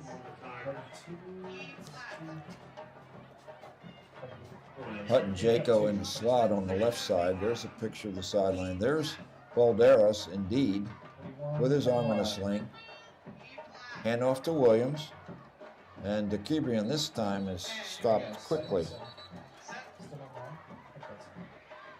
Yeah, it looked like a stop after no gain. So it'll bring up 3rd and 4 here. Oh, they're going to give him a yard, it looks like. So 3rd and 3. Well, you'd like to see the white-shirted Lions push one into the end zone to, get a little moral victory and pump them up just a little bit. I'm sure the Tigers have some of their reserves in defensively. So let's see if we can move it up. There's a handoff to Williams. He spins out of a tackle, but is thrown down by number 20, Abraham Arendando. Yeah, so bring up 4th and 4 for the Lions. Looks like they're probably going to go for it based off field position and how the game is going. There's Isaac Balderas on the screen, folks. He hasn't lost his sense of humor, at least, talking to the trainer. Our best wishes go to him and his family after that injury. And same with Rodriguez. All right, Freeman with fourth and 3. Williams gets the call, and he's going to get the first down. Dodging tackles. He loses his helmet or chin strap or something there. I saw something fly. I'm not sure what it was. It was his mouthpiece, looks like. So good pickup there. That'll give the Lions a fresh set of downs here. 1st and 10 from the Corsicana 21. Jago comes up and said, "Hey, Joe Caribbean, here's your mouthpiece." Might want to put this in next time you run the yeah. ball. Well, they say that's very important to prevent concussions, so hopefully all the guys are using them. We've had a bunch of concussions this year. Good picture of the sidelines there. Williams getting a lot of work this time. A great submarine tackle by number 45. That was number 45, Thomas Sawyer, in on the tackle there. Junior defensive tackle for the Tigers. Well, we got number 75, Jalen Mayfield, a freshman in the offensive line for Greenville. Lots of new names that we have not seen. There's a Wyatt Taylor, a sophomore. He might be in the ballgame right now. Let's see if we can identify some of these players. There's Williams. He's brought down after a couple games. Number 20's lost his hat, so he'll get a seat. That's Arredondo, who made a play earlier. As we look at the screen here, you see that the free score system shows the score of the game, the time remaining in the 4th period, and what the 3rd down and 8 situation is. So right now, across the offensive line, we still have Davenport anchoring with Ibarra and Nick Martin, Sixtos on the one side, and then number 75, Jalen Mayfield, at the right tackle spot. There goes Williams. He gets a couple of yards before the blue shirts grab him. Yeah, solid pickup there. It's 3rd and 8. He picked up about 4 or so on the play. Bring up 4th and 3 here. Of course, with the running game, the clock, goes down quickly, and I think that's probably what Coach Collins hopes happens, because probably wants to get his troops on the bus as quick as possible and get them back to Greenville. 4th down, and we'll call it 3. Again, it's Williams, and he's close to the 1st down, but I don't think he got it. I think so. It looks like they're going to spot him short by a yard. So that'll be a turnover on downs here, as Corsicana will get the ball back at their own 12-yard line. Interesting that Williams got that much time at running back. And there's somebody down in the field. Yeah, not sure who it is. Coaches are kind of grabbed him, helping him off. It is number 8, Nikebri Williams. Yeah, probably just a little bit of fatigue.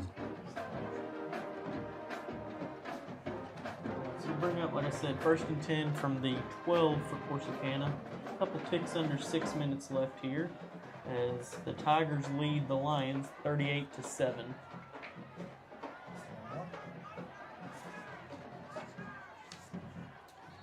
We got a new roster when we got here today, and a roster that I had not seen previously, and boy, there are lots of new names. Here's Jones, rolling to his right. He's going to step out of bounds at about the 12 or 17-yard line of Corsicana. And they are letting the clock run, so it's a running clock situation with a 38-7 score. And I think Bentley's looking up some scores around the district, so we can bring you up to date as to how the first place teams, Terrell and Crandall, were doing. Terrell was winning. Crandall was getting hammered by Heritage. What's the latest? Yeah, so Midlothian Heritage beat Crandall 52-35, improving their record to 4-3, and Crandall's now 6-1. Terrell is currently beating Ennis 61-35. Oh my goodness. And Kaufman and Poteet, we still do not have a score for that game. Okay, there goes a running back off left tackle for good yardage. Number 27, C.J. Curry on the carry. Brings up, pardon me, yard marker says 3rd and 1 here.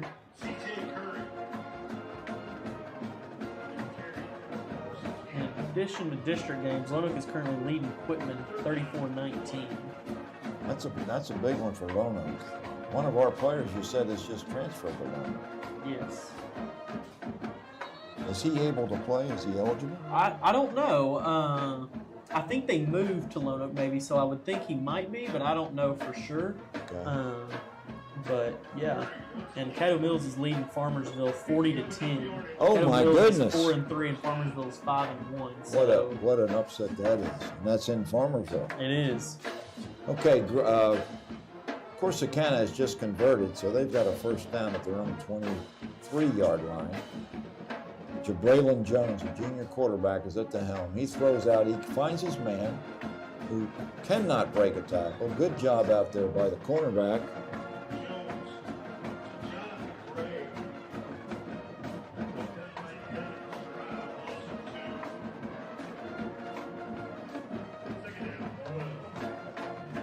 Going to bring up second down, a loss of 2, so second and 12. 3:33 remaining. Yeah, and like we were talking about earlier, with all the injuries, seeing a bunch of new names out there, but not only are we seeing new names out there, we're seeing new names playing both ways out there quite a bit. Yeah. Just like the regulars. Here's a handoff to Evans. And he goes up the field very close to moving the chains. Yeah, forced out of bounds there by Hut Jaco after the pickup of Lott, but there is a flag on the play. They're walking backwards, so it's probably a holding call against Corsicana. So instead of a first down after about a 13-yard pickup by Evans, it'll be a 10-yard penalty against Corsicana, and that's a spot foul, so it's not necessarily from the line of scrimmage. So it's only about a 6-yard penalty, so we'll call it second and 17 as they get the play over. 2:54, and the clock is a running clock. Quickly to the line of scrimmage. Jones brings his Tigers, looks to the right, overshoots his man, incomplete. Stroud right there on the defensive coverage. Yeah, so Stroud making sure that if it was caught, it wasn't going anywhere. See Jorge Aguilera back in the game, so he's okay after getting nicked up a little bit. Here you see a picture of the sidelines. Greenville offense. Back on the field, we got third down and 17 now for Corsicana. Cam Clayton once again dropping back in coverage. Here's a throw downfield, almost intercepted. In and out of the hands of, is that Devin Stroud? It was number 6, Devin Stroud there. Stroud already has an interception tonight, almost had his second one. I bet he'd like to have had that one. Oh, for sure, yeah. I mean, anytime you get an opportunity to pick somebody off, it's great. It's even better if you get to pick the same guy off twice. You know, Stroud's probably tired too. We saw him on offense go deep in a pass coverage or a pass pattern. So probably that contributed to the fact that he didn't catch that ball. Yeah. Because it was right in his hands. Okay, here's punt formation once again for Corsicana, their second punt. This time it's much better, and it bounds into Greenville territory and will settle somewhere around the 46-yard line of the Lions. So they've got 2:27. The clock did stop after the punt. While we have a second here as the teams get ready, for any of you baseball fans out there, I figured I'd give you a little update on how it's going. The Dodgers are currently leading the Brewers 5-0 in the top of the 8th. Shohei Ohtani went 6 innings, struck out 10 batters, and I believe I read has hit 3 home runs in the game. Oh my goodness! So he's the definition tonight of doing it all for the Dodgers. Wow. And the Mariners are currently leading the Blue Jays 3-2 in the series now after winning 6-2. So the ALCS has gotten to be a really interesting series so far. Boy, that certainly is. And I guess the Dodgers are going to close the Brewers out tonight. Looks like they will. What a performance by Ohtani. He is special.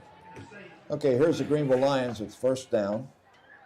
This time it's Edward Fluellen, and Fluellen's going to get a first down as one of the Tigers loses his hat. So he'll get a break. Yeah, Edward Fluellen with a first down carry. It looked like a pickup of about 12 there. So that was number 10, Marquise Cooks, who lost his hat for the Tigers. Jeremiah Freeman, if you just joined us, is in relief of Phoenix Rodriguez, who injured his right shoulder. There's Fluellen, who stumbles just a little bit, and it's no gain. And that play right there will be, looks like they're going to give him a yard, be 2nd and 9 when we come back, as that will bring us to the 2-minute warning. And we're going to take a short break. We'll be back after this word from GEUS. Introducing GEUS Residential Internet, the gateway to your connected world. Experience lightning-fast speeds for seamless streaming, gaming, and video calls. Our expert technicians ensure a hassle-free setup so you can stay online without interruptions. Connect all your devices simultaneously, whether it's for work or play, thanks to our reliable service.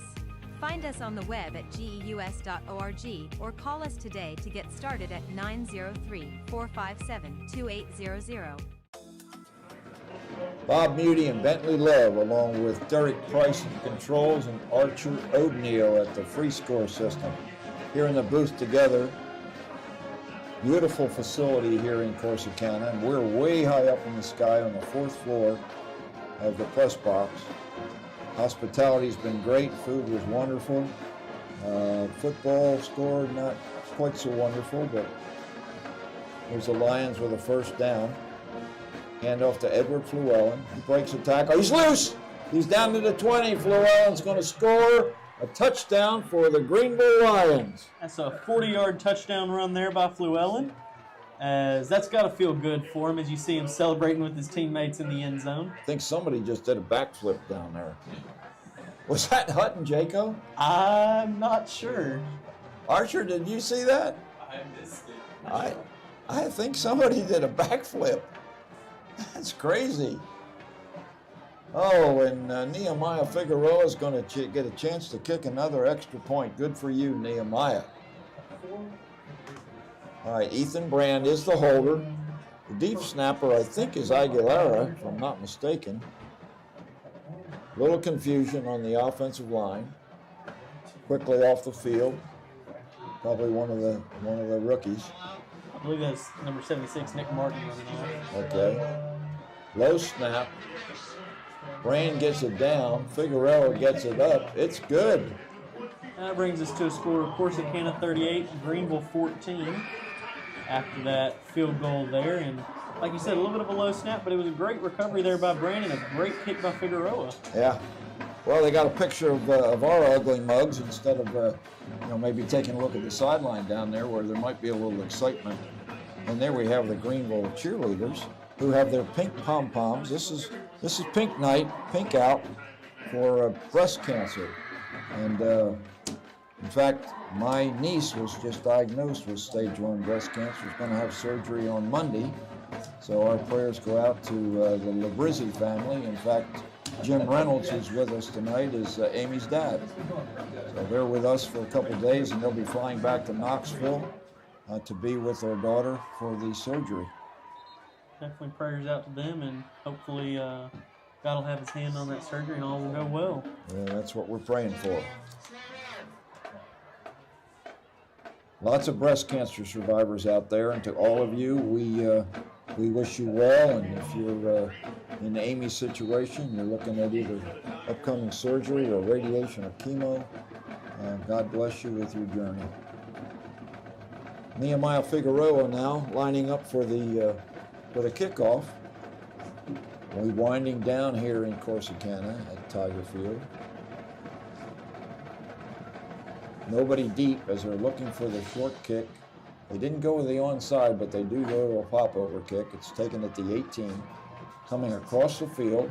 Good block there. Takes down Aguilera. Breaks a couple tackles, and there's 3 or 4 white-shirted Lions, including Figueroa, in on the tackle. Yeah, it was either number 22 or number 23, Montana McEwen or Jordan Borrell, who kind of attached himself to the return man there for a second, and He drug him for a few yards, but quickly was taken down after the help from the other Lions.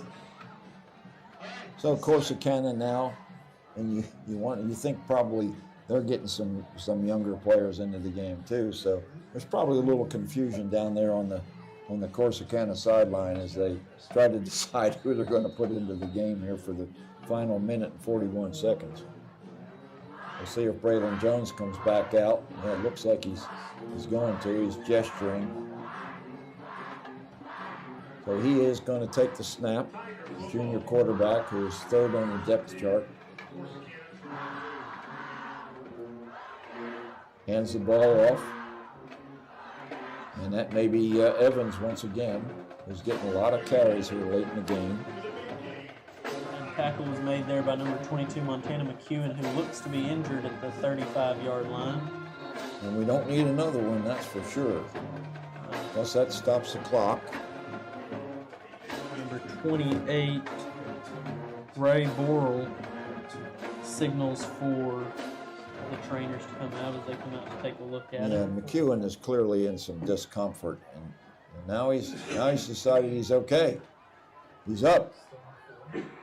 All right, we don't see him do that much on defense typically. Yeah, I think again that has to do with the shorthandedness. But you're right. Typically we see him mostly just in the run game and maybe the return game. Okay, he's going to go out of the game. We're down to 123. First and 10 for Corsicana at the 35-yard line. Jones takes a snap. Hands off to Evans, going around the left side. Has some room to run on the far side. Still going into Greenville territory, close to the 40-yard line. So big pickup there. It's going out of bounds there. It looks like it will. Not going to stop the clock. It looked like it had, but it's now rolling again.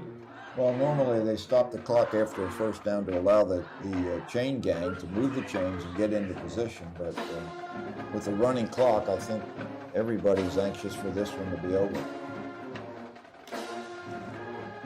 38-14 is the current score. Looks like Jackson McGraw back in the game here. They faked the handoff, it looked like, to number 6, Christian Evans, but kept it himself after a block from Evans. Did a little fancy spin around there. That was pretty good.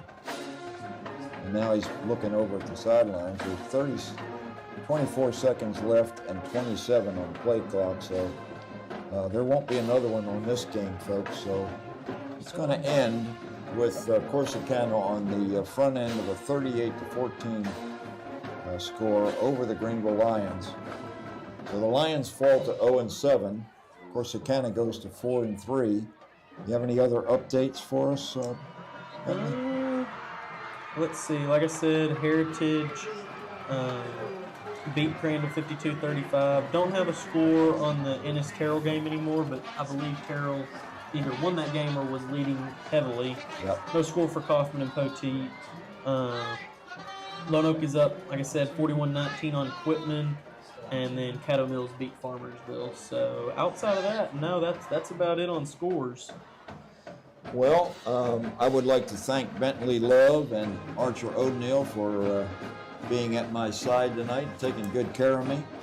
Thank Derek Price for doing a great job with the production, and to Tiffany Lynn and other cameramen, William and Josh. I think a great production. The Lions come up short. Once again, 38-14.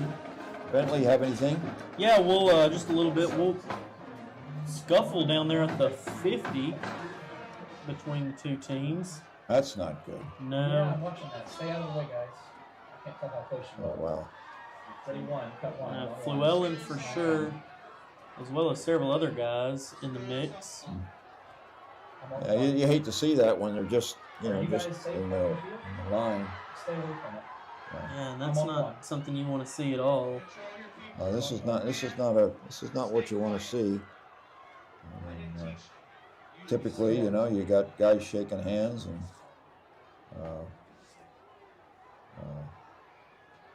Well, you know, you kind of, I mean, we definitely all kind of been getting the sense a little bit that there might have been, definitely were some tensions rising throughout the night altogether. And then, I mean, who knows what happened? Maybe somebody said something or something in the line. Who knows? But at the end of it, it was just enough that it finally boiled over. And well, 0-7 definitely leads to some frustration, but I think that's inexcusable. Oh, for sure. Yeah, definitely no excuses for something like that. And, I mean, who knows? That was enough punches being thrown and stuff that could be some suspensions maybe handed out to guys on maybe both teams. Yep. But, so. Anyway, you were saying. Yeah, as I was saying, we will be back home next week. Okay.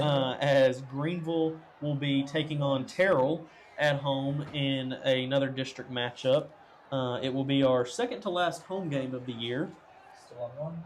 And another Tiger opponent, and probably one that's going to be even tougher than the Corsicana Tigers were tonight. Yeah, for sure. I mean, Terrell, I kind of felt like coming into this season that, you know, Midlothian Heritage was picked to win the division or the district. Yep. But it's definitely Terrell after how they handled Heritage last week. So Terrell is definitely going to be tough, and if I'm remembering correctly, don't they run a bit of a wing tee offense? They're primarily a running team, and they generally have running backs by committee, and they're really, really good. And apparently this year, they're super good under the leadership of Marvin Sedbury Jr.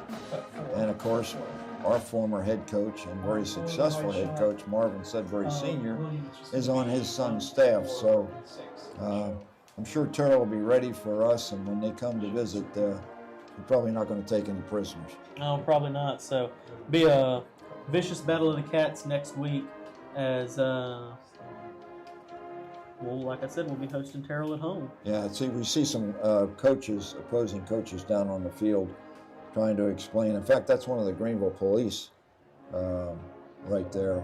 Yeah, and I assume maybe definitely Crandall Police, maybe Crandall ISD Police too. Yeah, Corsicana. Corsicana, excuse me. Sorry about that, folks. Anyway, the melee is over. The football game is over. Greenville came up short, 38-14. So for Archer O'Neill, Derek Price, Bentley Love, I'm Bob Muty saying good night, everybody, and God bless you. This video has been brought to you by GEUS. GEUS is your community-owned provider for electric, internet, cable TV, and true local programming.